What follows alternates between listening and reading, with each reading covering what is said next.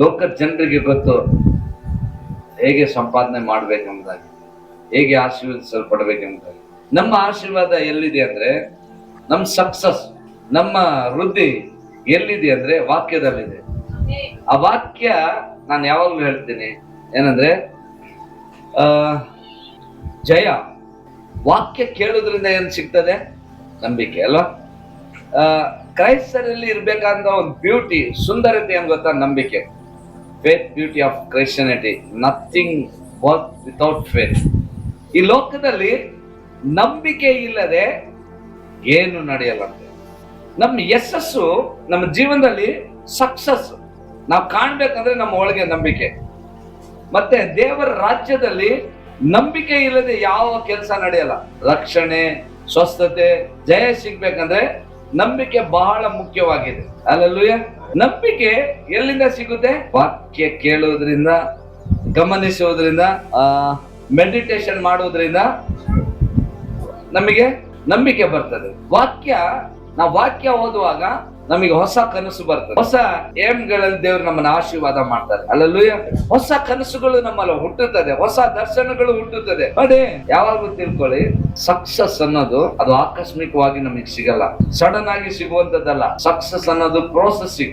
Success is not A choice, chance. Success ಅನ್ನೋದು chance ಅಲ್ಲ, success ಅನ್ನೋದು ಆಯ್ತು. ನಮ್ ಜೀವನದಲ್ಲಿ ನಾವು ಚೆನ್ನಾಗಿರ್ಬೇಕಂದ್ರೆ ನಾವೇನ್ ಮಾಡ್ಬೇಕು? ನಾವು ಸಮೃದ್ಧಿ, ಆರೋಗ್ಯ ಇರ್ಬೇಕಂದ್ರೆ ನಾವೇನ್ ಮಾಡ್ಬೇಕು? ನಾವು ದೇವರ ವಾಕ್ಯದಲ್ಲಿ ಆಸೆ ಪಡ್ಬೇಕು. ನೀನ್ ಏನ್ ಆಸೆ? ಈಗ ಒಬ್ಬ ವ್ಯಕ್ತಿ ನಾನು ಡಾಕ್ಟರ್ ಓದ್ಬೇಕಂತ ಅವ್ನ್ ಚಾಯ್ಸ್ ಮಾಡ್ಕೊಳ್ತಾನೆ, ಓದ್ಕೊಂಡು ಅದನ್ನ ಆಸೆ ಪಡ್ತಾನೆ, ಅದನ್ನ ರಾತ್ರಿಗಳು ಏನ್ ಮಾಡ್ತಾನೆ? ಕಷ್ಟಪಟ್ಟು ಓದ್ತಾನೆ. ಓದುವಾಗ ಅವನು ಒಳ್ಳೆಯ ಡಾಕ್ಟರ್ ಆಗ್ಲಿಕ್ಕೆ ಸಾಧ್ಯ ಅಲ್ವಾ? ಹಲ್ಲೆಲೂಯಾ. ಒಬ್ಬ ಇಂಜಿನಿಯರ್ ಆಗ್ಬೇಕಂದ್ರೆ ಅವ್ನು ಕಷ್ಟಪಡ್ತಾನೆ. ಅವನು ಕಷ್ಟಪಟ್ಟಿದ್ದು, ವೇದನೆ ಪಟ್ಟಿದ್ದು ಯಾರಿಗೂ ಗೊತ್ತಾಗಲ್ಲ. ಆದ್ರೆ ಅವ್ನು ಇಂಜಿನಿಯರ್ ಆದಾಗ, ಓ ಒಳ್ಳೆ ಕೆಲಸಗಾರಪ್ಪ, ಇವನು ಚೆನ್ನಾಗಿ ಕಲ್ತಿದ್ದಾನೆ ಎಂಬುದಾಗಿ. ಆದ್ರೆ ಅವ್ನು ಕಲಿಯುವ ಹಿಂದೆ ಬಹಳ ಸ್ಟ್ರಗಲ್ ಮಾಡ್ತಾನೆ ಅಲ್ವಾ? ಅದಂತಿರಲ್ಲ ಅಂತೆ. ಹಲ್ಲೆಲೂಯಾ. ಅಷ್ಟೇ, ಇಷ್ಟೆಲ್ಲಾ ಸ್ಟ್ರಗಲ್ ಮಾಡ್ಕೊಂಡ್ ಬದುಕೋದಕ್ಕಿಂತ ನನ್ನ ಪರಲೋಕ ಒಂದಿದ್ರೆ ಸಾಕು. ಓಕೆ, ಪರಲೋಕಕ್ಕೆ ಹೋಗು. ಆದ್ರೆ ಈ ಲೋಕದಲ್ಲಿ ನಿನ್ಗೆ ಆಶೀರ್ವಾದ ಬೇಕಂದ್ರೆ ನೀನೇನ್ ಮಾಡ್ಬೇಕು? ಹೋರಾಟ ಮಾಡಿ, ನಂಬಿಕೆಯಲ್ಲಿ ನಿಂತ್ಕೊಳ್ಬೇಕು. ನೋಡಿ, ನಾವು ಬೈಬಲ್ ಅಲ್ಲಿ ಲೂಕ 16ನೇ ಅಧ್ಯಾಯದಲ್ಲಿ ನೋಡ್ತೇವೆ, ಭಿಕ್ಷಗಾರ ಸ್ಟೋರಿ ಇದೆ ಅಲ್ಲ? ಆ ಭಿಕ್ಷಗಾರನು ಬದುಕಿರುವಾಗ್ಲೂ ಭಿಕ್ಷಗಾರ ಅಲ್ಲ, ಪರಲೋಕ ಹೋಗುವಾಗ್ಲೂ ಭಿಕ್ಷಗಾರ, ಸಾಯುವಾಗ್ಲೂ ಭಿಕ್ಷಗಾರನಾಗಿದ್ದ. ಪರಲೋಕದಲ್ಲಿ ಅವನಿಗೆ ಏನ್ ಟೈಟಲ್ ಕೊಟ್ಟಿದ್ರು? ಅಲ್ಲ, ಅವನಿಗೆ ಹೆಸರು ಟೈಟಲ್ ಅಲ್ಲ, ಅಲ್ಲಿ ಏನಂತ ಕರೆದ್ರು? ಭಿಕ್ಷಗಾರನ ಅಂತಾನೆ ಕರೀತಾರೆ. ಅವನು ಬದುಕಿರುವಾಗ್ಲೂ ಭಿಕ್ಷಗಾರ, ಸಾಯುವಾಗ್ಲೂ ಭಿಕ್ಷಗಾರ, ಹೋಗುವಾಗ್ಲೂ ಅವನಿಗೆ ಟೈಟಲ್ ಭಿಕ್ಷಗಾರ. ಈಗ ನೀನ್ ಶ್ರೀಮಂತನಾಗ್ಬೇಕಂದ್ರೆ ಏನ್ ಮಾಡ? ದುಡಿಯೋದಕ್ಕಿಂತ ಮುಂಚೆ ಏನ್ ಮಾಡ? ಆಸೆ ಪಡ್ಬೇಕು, ನಾನ್ ಶ್ರೀಮಂತನಾಗ್ಬೇಕು. ಹಲ್ಲೆಲೂಯಾ.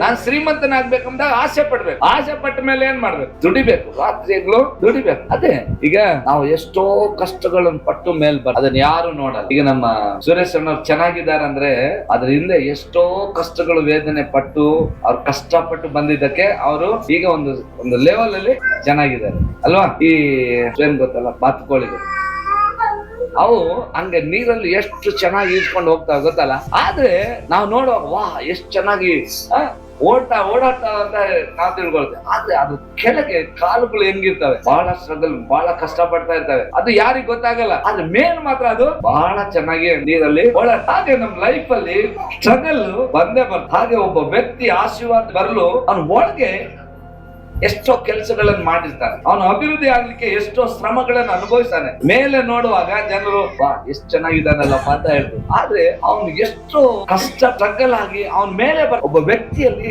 ನಂಬಿಕೆ ಅನ್ನೋದು ಬಹಳ ಇಂಪಾರ್ಟೆಂಟ್. ಅವನ ನಂಬಿಕಸ್ಥನಾಗಿ ನಡೆಯುವಾಗ, ಆ ನಂಬಿಕೆಯನ್ನು ಬೆಳೆಸಿಕೊಳ್ಳುವಾಗ, ಅದಕ್ಕೆ ಒಂದು ವಾಕ್ಯ ಓದೋಣ ಯಾರಾದ್ರೂ? 1 ತಿಮೋಥಿ 6:12 ಓದಿ. ನಂಬಿಕೆಯುಳ್ಳವರು ಮಾಡತಕ್ಕ ಶ್ರೇಷ್ಠ ಹೋರಾಟವನ್ನು ಮಾಡು, ಜೀವವನ್ನು ಹಿಡಿದುಕೋ, ದೇವರು ನಿನ್ನನ್ನು ಕರೆದನು. ನಾವು ಏನ್ ಮಾಡ್ಬೇಕಂತ ಹೇಳ್ತಿದ್ದೆ? ಕ್ರಿಸ್ತರು ಮಾಡುವಂತ ಶ್ರೇಷ್ಠ ಹೋರಾಟ ಮಾಡ್ಬೇಕು. ಶ್ರೇಷ್ಠ ಹೋರಾಟ, ಫೈಟ್ ದ ಗುಡ್ ಫೈಟ್ ಅಂತ ಹೇಳ್ತದೆ ಬೈಬಲ್. ಗುಡ್ ಫೈಟ್, ನಂಬಿಕೆಯಲ್ಲಿ ಹೋರಾಟ ಹೊರತು. ಈಗ ನಾವು ನಂಬಿಕೆಯಲ್ಲಿ ಹೋರಾಟ ಮಾಡ್ಬೇಕು, ನಮ್ಮ ನಂಬಿಕೆಯನ್ನು ಕಾಪಾಡ್ಕೋಬೇಕು. ವಾಕ್ಯದಿಂದ ಬರುವಂತ ಕಟ್ಟುಗಳನ್ನು ಜಯಿಸಬೇಕಂದ್ರೆ ನಮ್ಮ ಒಳಗೆ ನಂಬಿಕೆ ಬೇಕು. ಆ ನಂಬಿಕೆ ವಾಕ್ಯದಿಂದ ಸತ್ತದೆ ಅಲ್ವಾ? ಇವತ್ತು ನಾವೇನ್ ಮಾಡ್ತಾ ಇದೀವಿ? ಸೈತಾನನಿಗೆ ರೋಗ ಆಗ್ತಾ, ಸೈತಾನನಿಗೆ ಹೋರಾಟ ಮಾಡ್ತಾ ಅಂತ ಸೈತಾನ ಮೇಲೆ ಹೋರಾಟ ಮಾಡಕ್ ಹೋಗ್ತಾ ಇದೀವಿ. ಆತ್ಮಿಕವಾದ ಹೋರಾಟ, ದೆವ್ವಗಳ ಮೇಲೆ ಹೋರಾಟ. ದೇವರೇ ಸೈತಾನ ಶಕ್ತಿಯನ್ನು ಬಂಧಿಸ್ತೇನೆ, ಕಟ್ತೇನೆ ಅಂತ ಹೇಳಿ ನಾವೇನ್ ಮಾಡ್ತಾ ಇದೀವಿ? ಹೋರಾಟ ಮಾಡ್ತಾ ಇದ್ದೀವಿ. ಇನ್ನು ಕೆಲವರು ಏನ್ ಮಾಡ್ತಾರೆ, ಅಮಾವಾಸ್ಯ ದಿನಗಳಲ್ಲಿ ಸೈತಾನ್ ಬಹಳ ನಿಗರ್ಕೊಳ್ತಾನೆ, ಅವ್ನು ಹೊರಗಡೆ ಬರ್ತಾನಂತೆ. ಕೆಲವರು ಅಮಾವಾಸ್ಯ ದಿನಗಳಲ್ಲಿ ಮಾಟ ಮಾಡ್ತಾರಂತೆ. ಆ ಮಾಟ ಹಾಳು ಮಾಡ್ಲಿಕ್ಕೆ, ಸೈತಾನ್ ಕೆಲಸ ಹಾಳು ಮಾಡ್ಲಿಕ್ಕೆ ಇವ್ರು ಉಪವಾಸ ಹಾಕ್ತಾರೆ, ಅಮಾವಾಸ್ಯ ಪ್ರೇಯರ್ ಅಂತ ಇಡ್ತಾರೆ. ಎಲ್ಲಿದೆಯೋ ಗೊತ್ತಿಲ್ಲ ಬೈಬಲ್ ಅಲ್ಲಿ. ಸೈತಾನ್ ಅಟ್ಯಾಕ್ ಮಾಡ್ತಾನೆ ಅಂತ ಹೇಳಿ ಅವ್ರೇನ್ ಮಾಡಿ ಸೈತಾನ್ ಮೇಲೆ ಇವ್ರು ಅಟ್ಯಾಕ್ ಮಾಡಕ್ ಹೋಗ, ಅಮಾವಾಸ್ಯ ಪ್ರಾರ್ಥನೆ, ಆ ಪ್ರಾರ್ಥನೆ, ಈ ಪ್ರಾರ್ಥನೆ ಮಾಡ್ತಾನೆ. ಹೆಂಗೆ ಕೆಲವರು ಅಮಾವಾಸ್ಯ ಪ್ರೇಯರ್ ಅಲ್ಲಿ ಹಾಗೆ ಹಾಗೆ ಚಚ್ಚಿ ಪ್ರಾರ್ಥನೆ ಮಾಡ್ತಾರೆ. ಕೆಳಗೆ ಏನಾರು ಏನ್ ಆ ಪ್ಲೇಟ್ ಏನಾರು ವೀಕ್ ಇದ್ರೆ ಹಂಗೆ ಹೊಡೆದ್ರೆ ಸಾಕು, ಅದೇ ಪುಡಿ ಹಾಕಿ ಕಾಲ್ ಕೆಳಗೆ ಹೋಗ್ಬಿಡುತ್ತೆ. ಎಷ್ಟು ಜನ ಹೊಡ್ಕೊಂಡು ಕಾಲ್ ಮುರ್ಕೊಂಡವ್ರು ಇದ್ದಾರೆ. ನಮ್ ಪ್ರಾರ್ಥನೆ ಏಕಂದ್ರೆ ಸೌಂಡ್ ಬರಬಾರ್ದು, ಸೌಂಡ್ ಲೆಸ್, ನಂಬಿಕೆಯಲ್ಲಿ ಇರ್ಬೇಕು. ನಮ್ ಪ್ರಾರ್ಥನೆ ಹೆಂಗಿರ್ಬೇಕು? ನಂಬಿಕೆಯಲ್ಲಿ ಇರ್ಬೇಕು. ನೋಡಿ ಕೊಲಸ್ಯ 1:13 ಓದಮ್ಮ. ದೇವರು ನಮ್ಮನ್ನು ಅಂಧಕಾರದ ದೊರೆತನದಿಂದ ತನ್ನ ಪ್ರಿಯ ಕುಮಾರನ ರಾಜ್ಯದೊಳಗೆ ಸೇರಿಸಿದನು. ನೋಡಿ, ದೇವರ ವಾಕ್ಯ ಹೇಳ್ತದೆ ನಮ್ಮನ್ನು ಆಲ್ರೆಡಿ ಅಂಧಕಾರದ ದೊರೆತನದಿಂದ ಬಿಡಿಸಿದ್ದಾರೆ. ನಮಗೆ we are Kingdom of god. ನಾವು ದೇವರ ರಾಜ್ಯದಲ್ಲಿ ಆಲ್ರೆಡಿ ಇದ್ದೇವೆ. ನಾವು ಅಂಧಕಾರದ ಲೋಕದಲ್ಲಿ ಇಲ್ಲ. ನಮಗೆ ಆಲ್ರೆಡಿ ದೇವರ ಮತ್ತೊಂದು ಸಲ ಓದಮ್ಮ. ದೇವರು ನಮ್ಮನ್ನು ಅಂಧಕಾರದ ದೊರೆತನದಿಂದ ಬಿಡಿಸಿ ತನ್ನ ಪ್ರಿಯ ಕುಮಾರನಾದ ರಾಜ್ಯದಲ್ಲಿ ನಮ್ಮನ್ನು ಸೇರಿಸ್ಬಿಟ್ಟಿದ್ದಾರೆ. ಪ್ರಿಯ ಕುಮಾರನಾದ ರಾಜ್ಯದೊಳಗೆ ಸೇರಿಸಿದ್ರಿಂದ ನಾವು ದೇವರ ಕುಮಾರರು ಅಂದ್ರೆ ಅರ್ಥ ವಿ ಆರ್ ಡಿಲಿವರ್ಡ್. ನಮಗೆ ಎಲ್ಲ ಅಂಧಕಾರದ ಕಾರ್ಯಗಳಿಂದ ದೇವರು ಆಲ್ರೆಡಿ ಬಿಡುಗಡೆ ಮಾಡಿದ್ದಾರೆ, ವಿಮೋಚನೆ ಮಾಡಿಬಿಟ್ಟಿದ್ದಾರೆ. ನಮಗೆ ಕತ್ತಲು ಆಗ್ಲಿ ಸೈತಾನ ಆಗ್ಲಿ ನಮಗೆ ಆಳ್ವಿಕೆ ಮಾಡ್ಲಿಕ್ಕೆ ಸಾಧ್ಯ ಇಲ್ಲ. ಯಾಕಂದ್ರೆ ಸೈತಾನಿಗೆ ಯಾವ ರಾಜ್ಯ ಇಲ್ಲ, ಅವನ್ ರಾಜನೂ ಅಲ್ಲ. ನಮ್ಮ ಒಬ್ಬನೇ ಒಬ್ಬ ರಾಜ, ಆತನ ಯಾರು? ಯೇಸು ಸ್ವಾಮಿ. ಆತನಿಗೆ ರಾಜ್ಯ ಇದೆ, ಸೈತಾನಿಗೆ ಯಾವ ರಾಜ್ಯ ಇಲ್ಲ. ನಾವು ಹೇಗೆ ಪ್ರಾರ್ಥನೆ ಮಾಡ್ತಾ ಇದೀವಿ ಇವತ್ತು? ದೇವರೇ ಸೈತಾನನಿಂದ ನನ್ನನ್ನು ಬಿಡಿಸಪ್ಪ, ಸೈತಾನ್ ರಾಜ ಬಿಡಿಸಪ್ಪ, ಸೈತಾನ ಕೈಗೆ ಸೈತಾನ್ ಕೈ ನನ್ನ ಮೇಲಿರಬಾರ್ದು ಅಂತ ಹೇಳಿ ಪ್ರಾರ್ಥನೆ. ಆದ್ರೆ ಬೈಬಲ್ ಇಲ್ಲಿ ಏನ್ ಹೇಳ್ತಾ ಇದೆ? ಕೊಲಸ್ಯ ಏನ್ ಹೇಳ್ತಾ ಇದೆ? ದೇವರು ನಮ್ಮನ್ನು ಅಂಧಕಾರದ ದೊರೆತನದಿಂದ ಬಿಡಿಸಿದ, ಅಂದ್ರೆ ಕತ್ತಲೆಯಿಂದ ಬಿಡಿಸಿದ್ದಾರೆ. ಸೈತಾನ ಮುಟ್ಟದಂತ ದೇವರು ಆಲ್ರೆಡಿ ನಾವು ರಕ್ಷಣೆ ಯಾವಾಗ ಯೇಸು ಕ್ರಿಸ್ತನನ್ನು ಅಂಗೀಕಾರ ಮಾಡಿದೆ, ಯೇಸು ಕ್ರಿಸ್ತನೇ ನಿಜವಾದ ದೇವರೆಂಬುದಾಗಿ ಯಾವಾಗ ಹೇಳಿದ್ವೋ ಆಗ್ಲೇ ನಮ್ಮನ್ನು ಅಂಧಕಾರದ ದೊರೆತನದಿಂದ ಬಿಡಿಸಿಬಿಟ್ಟಿದ್ದಾರೆ. ಯಾರು ಡೆಲಿವರಿ ನಮಗೆ ವಿಮೋಚನೆ ಸಿಕ್ಬಿಟ್ಟಿದೆ. ಆದ್ರೂ ಇವತ್ತು ನಾವೇನ್ ಮಾಡ್ತಾ ಇದ್ದೀವಿ? ದೇವರೇ ಸೈತಾನ ಏನ್ ಮಾಡ್ತಾನೆ ಗೊತ್ತಾ? ಅವನಿಗೆ ಒಂದು ಪವರ್ ಇದೆ. ಏನ್ ಗೊತ್ತಾ? ಅವನ್ ನಿಮ್ಮನ್ನು ಮೋಸ ಮಾಡು. ನಿನಗೆ ನಂಬಿಕೆ ಇಲ್ಲ ಅಂದ್ರೆ, ನಿಮಗೆ ವಾಕ್ಯದ ಬಲ ಇಲ್ಲ ಅಂದ್ರೆ ಅವ್ನ್ ಮೋಸ. ಮೈಂಡ್ ಡಿಸ್ಟರ್ಬ್ ಆದ್ರೆ ನೀನ್ ಏನ್ ಮಾಡಲ್ಲ. ಮಾಡ್ತೀಯಾ? ಏನಾದ್ರು ಹುಚ್ಚನಾದ್ರೆ ಏನಾದ್ರು ಮಾಡ್ತೀಯಾ? ಸೈತಾನ್ ಹುಚ್ಚ ಮಾಡ್ತಾನೆ ನಿನಗೆ. ಅದಕ್ಕೆ ನಮ್ ಸ್ಟ್ರಾಂಗ್ ಎಲ್ಲಿ? ನಂಬಿಕೆ ಹೆಂಗ್ ಸ್ಟ್ರಾಂಗ್ ಆಗ್ತದೆ? ವಾಕ್ಯ. ಅನೇಕ ಜನ ಏನ್ ಮಾಡ್ತಾರೆ? ಫೈಟ್ ಮಾಡ್ತಾರೆ. ನಿನಗೆ ಯಾರು ಹೇಳಿದ್ರು ಅವನ ಜೊತೆ ಫೈಟ್ ಮಾಡ? ನಿನ್ ಒಳಗೆ ನಂಬಿಕೆ ಇದ್ರೆ ಅವನೇ ನಿನ್ನನ್ನು ಬಿಟ್ಟು ಓಡೋ ಅಲ್ವಾ? ಸೈತಾನ ಎದುರಿಸಿ ನಿಲ್ರಿ, ಸೈತಾನನ್ನು ಎದುರಿಸಿ ನಿಲ್ರಿ, ಆಗ ನಿಮ್ಮನ್ನು ಬಿಟ್ಟು. ಕೆಲವೊಂದು ಫಾರಿನ್ ಗಳಲ್ಲಿ ನಾವು ನೋಡ್ತೇವೆ, ಕೆಲವೊಂದು ಫಾರಿನ್ ಸಭೆಗಳಲ್ಲಿ ಅವ್ರಿಗೆ ಅಮಾವಾಸ್ಯೆ ಏನಂತಾನೆ ಗೊತ್ತು. ಆಸ್ಟ್ರೇಲಿಯಾ, ಅಮೆರಿಕ, USA ಇವೆಲ್ಲ ನೋಡಿದ್ರೆ ಅವ್ರಿಗೆ ಅಮಾವಾಸ್ಯೆ ಏನಂತ ಗೊತ್ತಿಲ್ಲ. ಇವತ್ತು ನಮ್ಮ ಇಂಡಿಯಾದಲ್ಲಿ ಏನಾಗಿದೆ ಅಂದ್ರೆ ನಾವೆಲ್ಲ ಎಲ್ಲಿಂದ ದೇಶದಿಂದ ನಾವೆಲ್ಲಾ ಕಲ್ಚರ್ ಗಳು ಮಾಡಿ ಇವಾಗ ಏನ್ ಮಾಡ್ತೀವಿ? ಅದೇ ಕಲ್ಚರ್ ಚರ್ಚಲ್ಲಿ ಏನಂಗೆ ವಾಸ ಮಾಡಿದ್ರೆ ದೇವರು ಅದ್ಭುತ ಮಾಡ್ತಾರೆ. ಅಮಾಸೆಗಳಲ್ಲಿ ದೆವ್ವ ಓಡೋಗುತ್ತೆ. ಯಾರು ಅಮಾಸೆಗಳಲ್ಲಿ ದೆವ್ವ ಓಡೋಗುತ್ತೆ ಅಂತ ಯಾರು ಹೇಳಿ ಇದೆಯಾ? ಇವತ್ತು ನಾವು ಕೆಲವೊಂದು ಸಭೆಗಳಲ್ಲಿ ಹೋಗ್ತಾರೆ. ಅಮಾಸೆ ಬಂದ್ರೆ ಹಂಗೆ ಎಲ್ಲ ತುಂಬ. ಭಾನುವಾರ ಅಂದ್ರೆ ಯಾರು ಬರಲ್ಲ, ಅಮಾಸೆಗಳಲ್ಲಿ ಎಲ್ಲ ತುಂಬಿಕೊಳ್ತಾರೆ. ಈ ಕಡೆ ಅವೇನ್ ಕಾಲೇಜಲ್ಲಿ ಏನ್ ಓದಿದ್ವಿ? ದೇವರು ಆಲ್ರೆಡಿ ಅಂಧಕಾರ ದೊರೆತನದಿಂದ ಬಿಡಿಸಿ ದೇವಕುಮಾರನ ರಾಜ್ಯದಲ್ಲಿ ನಮಗೆ ಸೇರಿಸ್ಬಿಟ್ಟಿದ್ದಾರೆ. ಅಲ್ಲಲ್ಲೂಯ. ಇವತ್ತು ನಾವು ಹೆಂಗ್ ಮರಳಾಗ್ತಾ ಇದೀವಿ ಅಂದ್ರೆ ದೇವರ ವಾಕ್ಯವನ್ನು ಬಿಟ್ಟು ಎಲ್ಲಾ ಮಾಡ್ತೀವಿ. ವಾಕ್ಯ ಮಾಡಲ್ಲ, ವಾಕ್ಯ ಬಿಟ್ಟು ಎಲ್ಲ ಮಾಡ್ತೀವಿ. ಲೋಕದವರೆಲ್ಲ ಆ ದೇವಸ್ಥಾನ ಈ ದೇವಸ್ಥಾನ ಎಲ್ಲ. ನಂಬಿಕೆ ಹೇಗೆ ನಾವು ಬೆಳೆಸ್ಕೊಳ್ಳೋದು? ಹೆಂಗೆ ಬೆಳೆಸೋದು? ನಂಬಿಕೆಯಲ್ಲಿ ಹೆಂಗೆ ಅಭಿವೃದ್ಧಿ ಆಗ್ಬೇಕು? ನಂಬಿಕೆಯಲ್ಲಿ ಅಭಿವೃದ್ಧಿ ಆಗ್ಬೇಕಂದ್ರೆ ನಾವೇನ್ ಮಾಡ್ತೀವಿ? ವಾಕ್ಯ ಓದ್ಬೇಕು. ಫಸ್ಟ್ ನಮಗೆ ನಾವೇನ್ ಮಾಡ್ತೇವೆ? ನಮ್ಮ ಮೈಂಡ್ ಅದನ್ನ ಚೇಂಜ್ ಮಾಡಿ. ದೇವರು ನಿನ್ ಪ್ರಾರ್ಥನೆ ಯಾವಾಗ ಬೇಕಾದ್ರೂ ಕೇಳ. ಅಮಾವಾಸ್ಯೆಯಲ್ಲೇ ಮಾಡ್ಬೇಕು, ಉಪವಾಸದಿಂದಲೇ ಮಾಡ್ಬೇಕು. ಉಪವಾಸ ಯಾಕೆ ಮಾಡ್ಬೇಕಂದ್ರೆ ನಮ್ ನಂಬಿಕೆಯನ್ನು ಬೆಳೆಸ. ವಾಕ್ಯ ಕಲಿ. ಉಪವಾಸ ಯಾಕೆ ಮಾಡ್ತೀವಿ? ಸೈತಾನ್ ಓಡ್ ಹೋಗ್ಲಿ ಅಂತ ಅಲ್ಲ. ನೀನ್ ವಾಕ್ಯದಲ್ಲಿ ಬೆಳಿಬೇಕು, ಫೈತಲ್ಲಿ ಬೆಳಿಬೇಕು, ಫೇತಲ್ಲಿ ಬೆಳಿಬೇಕು, ವಿಶ್ವಾಸದಲ್ಲಿ ಬೆಳಿಬೇಕು. 5 ಗಂಟೆ ಬೆಳಗ್ಗೆ 4 ಗಂಟೆ 3 ಗಂಟೆಗೆ ಎದ್ದು ಬೈಬಲ್ ಓದಿ ಪ್ರತಿದಿನ ವಾಕ್ಯ ಓದಿ ನಮ್ಮ ನಂಬಿಕೆ ಬೆಳೆಸ್ತಾರೆ. ಹೆಂಗೆ ಬೆಳೆಸೋದು? ನಮ್ಮ ಮೈಂಡ್ ಸೆಟ್ ಚೇಂಜ್ ಮಾಡ. ಹೆಂಗೆ ನಾವು ನಂಬಿಕೆ ಕೊಡ್ಬೇಕು? ದೇವರ ಸೇವೆಗೆ ಕೊಡ್ಬೇಕು. ವಾಕ್ಯ ಓದ. ಬೈಬಲ್ ಹೇಳ್ತಾರೆ ನೀನ್ ಕೊಡುವಾಗ ನಿನ್ ನಂಬಿಕೆ ಹೆಚ್ಚಾಗ್ತದೆ. ನೀನ್ ನಂಬಿಕೆಯಲ್ಲಿ ಬೆಳೆಯಲು ಏನಾದ್ರೂ ಮಾಡ್ಬೇಕಂದ್ರೆ ಉಪವಾಸ ಪ್ರಾರ್ಥನೆ ಮಾಡು. ಆದ್ರೆ ಒಂದು ಏನ್ ಗೊತ್ತಾ? ಉಪವಾಸ ಮಾಡಿದ್ರೇನೆ ನನಗೆ ಆಶೀರ್ವಾದ ಬರುತ್ತೆ ಅಂತಲ್ಲ. ಉಪವಾಸ ಯಾಕೆ ಮಾಡ್ಬೇಕು? ನಂಬಿಕೆಯಲ್ಲಿ ಬೆಳೆಯಲಿ ಅಲ್ವಾ? ಅಲ್ಲಲ್ಲೂಯ. ಒಂದಿನಕ್ಕೆ 5 ಅಧ್ಯಾಯ ಓದೋದು. 5 ಅಧ್ಯಾಯ ಓದಿದ್ರೆ ಮಾತ್ರ ದೇವ್ರು ಮೆಚ್ಚುತ್ತಾರೆ ಎನ್ನುವಂತ ತಪ್ಪು. ಈಗ ಎಕ್ಸಾಂಪಲ್ ನೀವು ಬಹಳ ದಪ್ಪ ಆಗಿದ್ದೀರಿ ಅಂತ ತಿಳ್ಕೊ. ಆ ದಪ್ಪವನ್ನು ಕಡಿಮೆ ಮಾಡ್ಬೇಕಂದ್ರೆ ಏನ್ ಮಾಡ್ಬೇಕು? ಡೈಟ್ ಮಾಡಿದ್ರೆ ಸಾಕಾಗುತ್ತಾ? ಎಕ್ಸರ್ಸೈಸ್ ಮಾಡ್ಬೇಕು. ಎಷ್ಟು ಎಕ್ಸರ್ಸೈಸ್ ಮಾಡ್ತೀವೋ ನಿಮ್ ಬಾಡಿ ಕಂಟ್ರೋಲ್ ಬರ್ತದೆ. ನಂಗೆ ಎಷ್ಟು ಒಳ್ಳೆ ಎಕ್ಸರ್ಸೈಸ್ ಮಾಡ್ತೀರೋ ನಿಮ್ ಕೊಬ್ಬೆಲ್ಲ ಕರಗಿ ನಿಮ್ ಬಾಡಿ ಒಳ್ಳೆ ಸೇಫಿಗೆ ಬರ್ತದೆ. ಕೆಲವರಿಗೆ ಹಂಗೆ ಗುಂಡಿನೇ ಹರಿದು ಹೋಗುತ್ತೆ, ಆ ರೀತಿಯಲ್ಲಿ ಹೊಟ್ಟೆ ಇರ್ತದೆ. ಅಷ್ಟು ಟೈಟ್ ಆಗಿ ಹಾಕೊಂಡಿರ್ತಾರೆ. ಯಾಕೆ ಗೊತ್ತಾ? ಅಷ್ಟು ಬಾಡಿ ಅವ್ರು ಬಿಲ್ಟ್ ಹೆಂಗಿರುತ್ತೆ, ಅಷ್ಟು ದಪ್ಪ ಕಾರ್ಯ ಚತುರತೆ ಇರ್ತೀಯೋ ಬಾಡಿ ಹಾಗೆ. ಎಷ್ಟು ವಾಕ್ಯ ಓದ್ತೀಯೋ, ಉಪವಾಸ ಮಾಡ್ತೀಯೋ ಅಷ್ಟು ನೀನು ಅಭಿವೃದ್ಧಿ, ಅಷ್ಟು ನಿನ್ನ ನಂಬಿಕೆ ಹೆಚ್ಚಾಗ್ತದೆ. ನೀನ್ ಯಾವಾಗ ವಾಕ್ಯಗಳನ್ನು ಓದ್ತೀಯೋ ಅದು ದೇವರು ನಿನ್ನನ್ನು ಆಶೀರ್ವಾದ ಮಾಡ್ತಾರೆ. ಆ ನಂಬಿಕೆ ಆಶೀರ್ವಾದಕ್ಕಿಂತ ನಂಬಿಕೆ ಹೆಚ್ಚು ಬೇಕು ನಿನಗೆ. ಎಲ್ಲ ದೇವರು ಅಲ್ಲೆಲ್ಲೂಯ್ಯ. ಎಷ್ಟು ಓದ್ಬೇಕು, ಎಷ್ಟು ಪ್ರೇಯರ್ ಮಾಡ್ಬೇಕಂತದ್ದು ಏನಿಲ್ಲ, ಎಷ್ಟಾದ್ರೂ ಮಾಡ, ಇಷ್ಟೇ ಮಾಡ್ಬೇಕಂತದ್ದು ಏನಿಲ್ಲ. ಈಗ ದಶಮಾಂಶ ಏನಂದ್ರೆ ಅದು ಒಂದು ದಶಮಾಂಶದ ಮೇಲೆ 15%, 20% ಎಷ್ಟಾದ್ರೂ ಕೊಡ್ಬೇಕು. ಈ ಬಾರ್ಡರ್ ಅಂದ್ರೆ 10%. ಕೆಲವರು 10% ಕೊಡ್ತಾರೆ, ಕೆಲವರು 15% ಕೊಡ್ತಾರೆ, ಕೆಲವರು ಆ 10% ಹತ್ರನೂ ಬಂದಿಲ್ಲ ಕೆಲವರು. ಆ ರೀತಿಯಲ್ಲಿ ನಾವು ಬದುಕ್ತಾ ಇದ್ದೀವಿ. ಹಾಗೆ ಬೈಬಲ್ ಓದಿಂಗ್, ವರ್ಷಿಪ್ ಎಲ್ಲ ಮಾಡೋದು ನಿನ್ನ ನಂಬಿಕೆ ಬೆಳೆಸ್ಕೊಳ್ಳೋದು. ಅಲ್ಲೆಲ್ಲೂ ಇದರಿಂದ ಆಶೀರ್ವಾದ ಬರುತ್ತಂತ ನೀವು ತಿಳ್ಕೊಂಡು, ನಂಬಿಕೆ ಯಾವಾಗ ಹೆಚ್ಚಾಗ್ತದೋ ಆಗ ದೇವರು ಖಂಡಿತವಾಗಿ, ಯಾಕಂದ್ರೆ ದೇವರ ರಾಜ್ಯದಲ್ಲಿ ನಂಬಿಕೆ ಇಲ್ಲದೆ ದೇವ್ರ ಕೆಲಸ ಮಾಡೋದು. ಇದನ್ನ ಯಾವ ದೇವ್ರ ನಿನ್ನ ಲೈಫ್ ಅಲ್ಲಿ ಏನಾದ್ರು ಮಾಡ್ಬೇಕಂದ್ರೆ ನಿನ್ನ ಒಳಗೆ ನಂಬಿಕೆ ಬರುತ್ತೆ. ನಂಬಿಕೆಯಿಂದ ನೀನ್ ಏನ್ ಮಾಡ್ತೀಯ? ಕೆಲಸ ಕೊಡೋದಾಗಿರ್ಬೋದು, ಯಾವ್ದೇ ಆಗಿರ್ಬೋದು, ಬೈಬಲ್ ಓದೋದಾಗ ಆವಾಗ ಬರ್ತದೆ. ನೀನು ಓದುವಾಗ, ಬೈಬಲ್ ಓದ ಅದನ್ನ ಕೊಡುವಾಗ ಎಲ್ಲ ನಂಬಿಕೆ ಏನಾಗ್ತದೆ? ಹೆಚ್ಚಾಗ್ತದೆ. ಆಗ ದೇವ್ರು ನಿನ್ನ ಜೀವನದಲ್ಲಿ ಮಾಡ್ತಾರೆ. ಅಲ್ಲೆಲ್ಲೂಯ್ಯ. ನಮಗೆ ಒಳ್ಳೆಯವರಂತ ಅನ್ನಿಸ್ಕೊಳ್ಳೋದು ಬೇಕಾಗಿ ನಮ್ ಕೆಲಸದಲ್ಲಿ, ನಮ್ ನಂಬಿಕೆಯಲ್ಲಿ ನಾವು ಚೆನ್ನಾಗಿದ್ರೆ ಸಾಕು. ಇನ್ನೊಬ್ರು ಶಪಾಸ್ಗಿರಿ ನಮಗೆ ಬೇಕಾಗಿ.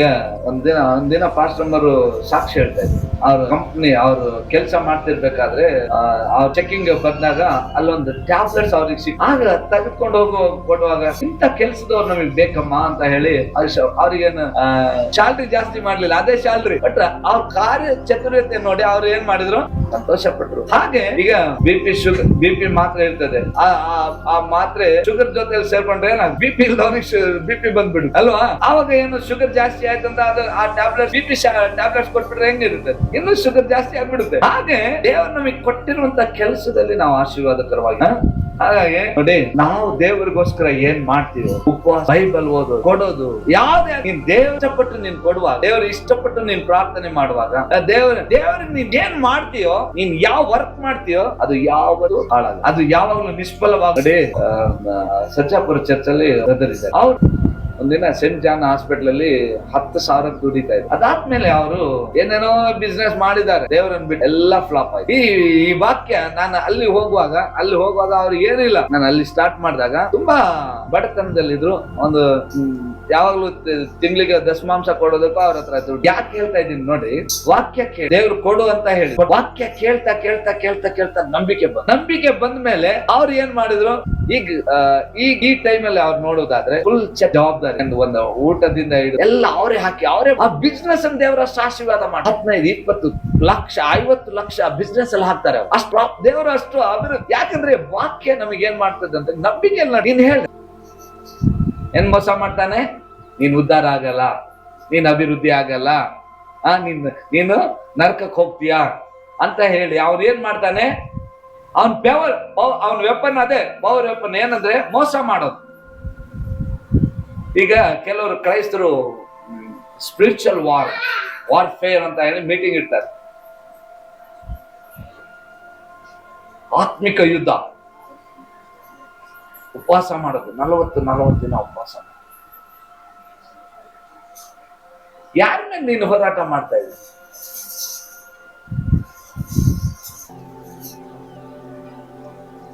ಒಂದು ವೇಳೆ ನಿನಗೆ ಆ ಬೈಬಲ್ ಅರ್ಥ ಆಗ್ತಾ ಇಲ್ಲ ಅಂದ್ರೆ ಈ ವಾಕ್ಯ ಕೊಲೋಸ್ಯ ಹೋಗಿ ಓದು ಮನೆ. ನಮ್ಗೆ ಆಲ್ರೆಡಿ ಬಿಡುಗಡೆ ದೇವರು ಮಾಡ್ಬಿಟ್ಟಿದ್ದಾರೆ. ನಾವು ದೇವರ ಮಕ್ಕಳು, ನಾವು ದೇವರ ರಾಜ್ಯದಲ್ಲಿ ಆಲ್ರೆಡಿ ಇದೀವಿ. ಬೈಬಲ್ ಹೇಳ್ತದೆ ನಾವು ದೇವರೇ ನಮ್ಮ ಒಳಗಡೆ ಇದ್ದಾನಂದ್ರೆ ಇನ್ನು ಏನ್ ಬೇಕ್ರಿ ನಮಗೆ? ದೇವರನ್ನು ಗೊತ್ತಿಲ್ಲದೆ ಸೈತಾನ ನಮಗೆ ಮುಟ್ಟಕ್ಕಾಗಲ್ಲ.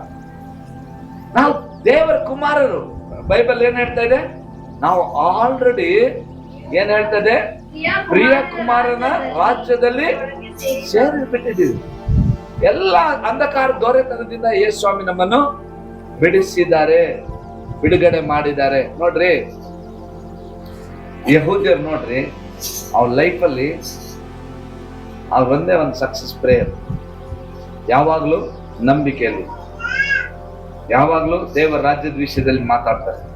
ನೋಡಿ, ಕ್ರಿಸ್ತ ಶಕ 70 ಟೈಟಸ್ ಅಂತ ರಾಜ ಬಂದು ಜೆರುಸಲೇಮನ್ನು, ಇಸ್ರಾಯೇಲ್ ದೇಶವನ್ನು ಹಾಳು ಮಾಡ್ದ.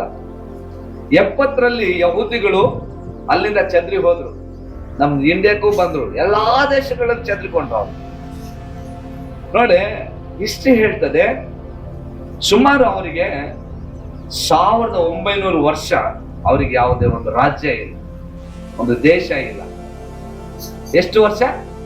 1900 ವರ್ಷ. 70 ಅವ್ರು ಛತ್ರಿ ಹೋದವರು 1948 ಅವ್ರು ಹೋರಾಟ ಮಾಡಿ ಮತ್ತೆ ಇಸ್ರಾಯೇಲ್ ದೇಶವನ್ನಾಗಿ ಮಾಡಿದ್ರು. ಎಷ್ಟರಲ್ಲಿ?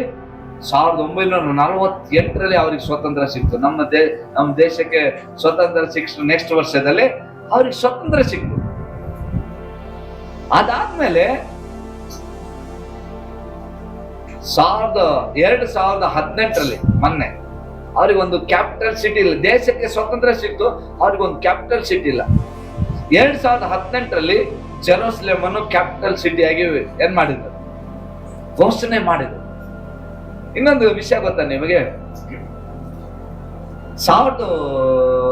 ಯಾವಾಗಂದ್ರೆ 1948 ಇಸ್ರಾಯೇಲ್ ದೇಶಕ್ಕೆ ಸ್ವತಂತ್ರ ಸಿಕ್ತು. ಸ್ವತಂತ್ರ ಸಿಕ್ಕ ಮೇಲೆ ಸುಮಾರು 7 ದೇಶದವರು ನೆಕ್ಸ್ಟ್ ದಿನಾನೇ, ಸ್ವತಂತ್ರ ಸಿಕ್ಕಿ ನೆಕ್ಸ್ಟ್ ದಿನಾನೇ ಇಸ್ರಾಯೇಲ್ ಮೇಲೆ ಯುದ್ಧಕ್ಕೆ ಬಂದರು. ಹಲ್ಲೆಲೂಯಾ. ಆಗ ಅವರು ಶಿಶುಗಳು ದೇಶವನ್ನು ಹೇಗೆ ನಡೆಸಬೇಕೆಂಬುದಾಗಿ ಜ್ಞಾನ ಇಲ್ಲ, ಒಂದು ಒಳ್ಳೆ ವ್ಯಾಪಾರ ಇಲ್ಲ. ಯುದ್ಧ ಮಾಡ್ಬೇಕಂದ್ರೆ ನೋಡಿ, 9 ದೇಶದವರು, ಅರಬ್ ಕಂಟ್ರಿ ಅವರು ಅವ್ರ ಮೇಲೆ ಯುದ್ಧಕ್ಕೆ ಬಂದರು. ಏನಾಯ್ತು? ಎಂತ ಪರಿಸ್ಥಿತಿ ನೋಡ್ರಿ. ಅವರಿಗೆ ಸ್ವತಂತ್ರ ಏನು ಸಿಕ್ಬಿಟ್ಟಂತ ಒಂದಿನ ಖುಷಿಯಲ್ಲಿದ್ರು. ನೆಕ್ಸ್ಟ್ ದಿನಾನೇ 7 ದೇಶದವರು ಅವ್ರ ಮೇಲೆ ಯುದ್ಧಕ್ಕೆ ಘೋಷಣೆ ಮಾಡಿ ಬಂದ್ರು. ಯಾವ ವೆಪನ್ ಇಲ್ಲ, ಏನಿಲ್ಲ. ಅಧಿಕಾರ ಹೇಗೆ ನಡೆಸ್ಬೇಕು, ಹೇಗೆ ಯುದ್ಧ ಮಾಡ್ಬೇಕು, ಸೈನಿಕರಿಲ್ಲ. ಅಂತ ಪರಿಸ್ಥಿತಿಯಲ್ಲಿ ಕೆಲವೇ ತಿಂಗಳಲ್ಲಿ 7 ದೇಶವನ್ನು ಹೊಡೆದು ಬಿಸಾಕಿದ್ರಂತೆ. ಹಲ್ಲೆಲೂಯಾ. ಹೊಡೆದು ಹೊರಗೆ ಹಾಕಿದ್ರಂತೆ.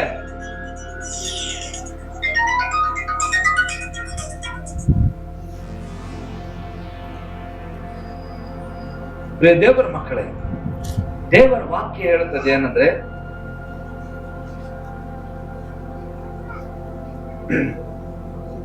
ದೇವರ ಆಲ್ರೆಡಿ ನಾವು ಆ ಒಂದು ಅಂಧಕಾರದಿಂದ, ಆ ಅಂಧಕಾರ ದೊರೆತನದಿಂದ ದೇವರು ನಮಗೆ ವಿಮೋಚನೆ ಮಾಡಿಬಿಟ್ಟಿದ್ದಾರೆ.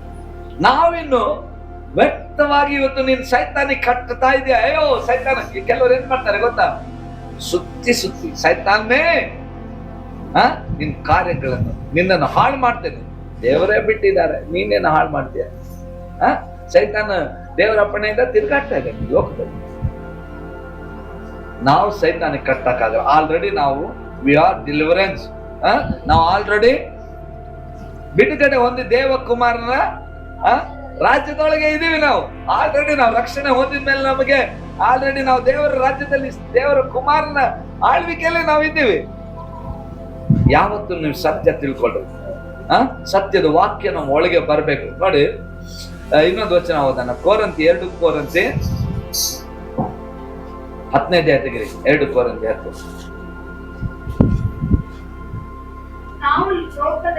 ಮೂರನೇ ವಚನದಿಂದ ಓದ. ನಾವು ಲೋಕದಲ್ಲಿದ್ದರೂ ಲೋಕಾನುಸಾರವಾಗಿ ಯುದ್ಧ ಮಾಡುವವರಲ್ಲ. ನಾವು ಉಪಯೋಗಿಸುವ ಆಯುಧಗಳು ಲೋಕ ಸಂಬಂಧವಾದ ಆಯುಧಗಳಲ್ಲ. ಅವು ದೇವರ ಎಣಿಕೆಯಲ್ಲಿ ಬಲವಾಗಿದ್ದು ಕೋಟೆಗಳನ್ನು ಕೆಡವಿ ಹಾಕುವಂತವುಗಳಾಗಿವೆ. ನೀವು ವಿತರ್ಕಗಳನ್ನು ದೇವಜ್ಞಾನವನ್ನು ವಿರೋಧಿಸುವುದಕ್ಕೆ ಏರಿಸಲ್ಪಟ್ಟಿರುವ ಉನ್ನತವಾದ ಎಲ್ಲಾ ಕೊತ್ತಲಗಳನ್ನು ಕೆಡವಿ ಹಾಕಿ ಎಲ್ಲಾ ಯೋಚನೆಗಳನ್ನು ಕ್ರಿಸ್ತನಿಗೆ ವಿಧೇಯವಾಗುವಂತೆ ಸೆರೆ ಹಿಡಿದು ನಿಮ್ಮ ವಿಧೇಯತ್ವವು ಪರಿಪೂರ್ಣವಾದ ಮೇಲೆ ಎಲ್ಲ ಅವಿಧೇಯತ್ವಕ್ಕೆ ಶಿಕ್ಷೆ ಮಾಡುವುದಕ್ಕೆ ಸಿದ್ಧರಾಗಿದ್ದೇವೆ. ನೋಡಿ, 2 ವಚನ 5, 6 ನಮಗೆ ಏನು ಹೇಳ್ತಿದ್ದೇನೆ? ನಮಗೆ ವಾರ್ಫೇರ್ ಮಾಡುವುದಕ್ಕೆ ಎಲ್ಲಿ ಮಾಡ್ಬೇಕಂತ ಹೇಳ್ತದೆ, ನಾವು ಎಲ್ಲಿ ಯುದ್ಧ ಮಾಡ್ಬೇಕಂತ ಹೇಳ್ತದೆ. ಈ 5-6ನೇ ವಚನ ಹೇಳ್ತದೆ ನಾವು ಎಲ್ಲಿ ಯುದ್ಧ ಮಾಡ್ತೀವಿ ನೋಡಿ. 5ನೇ ವಚನದಲ್ಲಿ ಹೇಳ್ತದೆ ನೋಡಿ, ನಾವು ವಿತರ್ಕಗಳನ್ನು ದೇವ ಜ್ಞಾನವನ್ನು ವಿರೋಧಿಸುವುದಕ್ಕೆ ಏರಿಸಲ್ಪಟ್ಟಿರುವ ಉನ್ನತವಾದ ಎಲ್ಲ ಕೋಟೆ ಕೊತ್ತಲುಗಳನ್ನು ಕೆಡವಿ ಹಾಕಿ ಎಲ್ಲಾ ಯೋಚನೆಗಳು ನೋಡಿ. ನಾವು ಎಲ್ಲಿ ಯುದ್ಧ ಮಾಡ್ಬೇಕಂದ್ರೆ ಯೋಚನೆ, ಸೈತಾನ ಹಾಕುವಂತ ಯೋಚನೆ. ನಮಗೆ ನಾವು ಲೋಕ ಸಂಬಂಧವಾಗಿ ಸೈತಾನ ಶಕ್ತಿಯನ್ನು ಕಟ್ಟೋರಲ್ಲ. ನಾವು ನಮಗೆ ಕೊಟ್ಟಿರುವಂತ ನಮಗೆ ನೋಡಿ, ಇವಾಗ ನಾವು ಎಲ್ಲಿ ಯುದ್ಧ ಮಾಡ್ಬೇಕಂದ್ರೆ ನಮ್ಮ ಮೈಂಡ್ ಸೆಟ್. ನಾವೇನ್ ಮಾಡ್ತೀವಿ, ನಾವೇನ್ ಆಲೋಚನೆ ಮಾಡ್ತೀವಿ, ನಾಳೆ ಏನಾಗುತ್ತೋ, ನಾಳೆ ನಾನು ಬದುಕ್ತೀನೋ ಇಲ್ಲ, ನನ್ನ ಫ್ಯೂಚರ್ ಪ್ಲಾನ್ ನನ್ನ ಫ್ಯೂಚರ್ ಅಲ್ಲಿ ಹೆಂಗಿರ್ತೀನೋ, ನಾನು ಹಾಳಾಗ್ಬಿಡ್ತೀನೇನೋ. ನಿನ್ನೆ ಆಸ್ಪತ್ರೆಗೆ ಹೋಗಿದ್ದೆ, ಎಲ್ಲ ಚೆಕ್ ಮಾಡಿಸಿದ್ದೀನಿ, ಡಾಕ್ಟರ್ ಏನ್ ರಿಪೋರ್ಟ್ ಕೊಡ್ತಾರೋ. ನಮ್ಮ ಫ್ಯೂಚರ್ ಏನ್ ಮಾಡ್ತೀವಿ, ಫ್ಯೂಚರ್ ಹಿಂದೆ ನಮ್ಮ ಮೈಂಡ್ ಹಿಂದೆ ಶೈತಾನ್ ಬಂದು ಅಲ್ಲಿ ನಮಗೆ ಪ್ಲಾನ್ಗಳನ್ನ ಹಾಕ್ತಾನೆ. ನೀನ್ ಸತ್ತೋಗ್ತೀಯಾ, ನೀನ್ ಹಾಳಾಗ್ತೀಯಾ, ನೀನ್ ಉದ್ಧಾರ ಆಗಲ್ಲ. ಈ ರೀತಿಯಲ್ಲಿ ನಮಗೆ ನಮ್ಮ ಮೈಂಡ್ ಅನ್ನು ಏನ್ ಮಾಡ್ತಾನೆ, ಡಿಸ್ಟರ್ಬ್ ಮಾಡ್ತಾನೆ. ನಾವ್ ಹೇಳ್ಬೇಕು, ಏನೇ ಆಲೋಚನೆಗಳು ಬಂದ್ರು ದೇವ್ರು ನಮಗೆ ಒಂದು ಒಳ್ಳೆ ಜೀವಿತ ಇಟ್ಟಿದ್ದಾನೆ. ದೇವ್ರು ನನಗೆ ಒಂದು ಒಳ್ಳೆ ಶೇಪ್ ಇಟ್ಟಿದ್ದಾನೆ. ನಮ್ಮ ಮೈಂಡ್ ಅನ್ನು ಒಳ್ಳೆ ಶೇಪಿಗೆ ತರಬೇಕು, ನಮ್ಮ ನಂಬಿಕೆಯನ್ನು ಒಳ್ಳೆ ಶೇಪಿಗೆ ತರಬೇಕು. ದೇವ್ರು ನನಗೋಸ್ಕರ ಒಳ್ಳೆದನ್ನು ಇಟ್ಟಿದ್ದಾನೆ.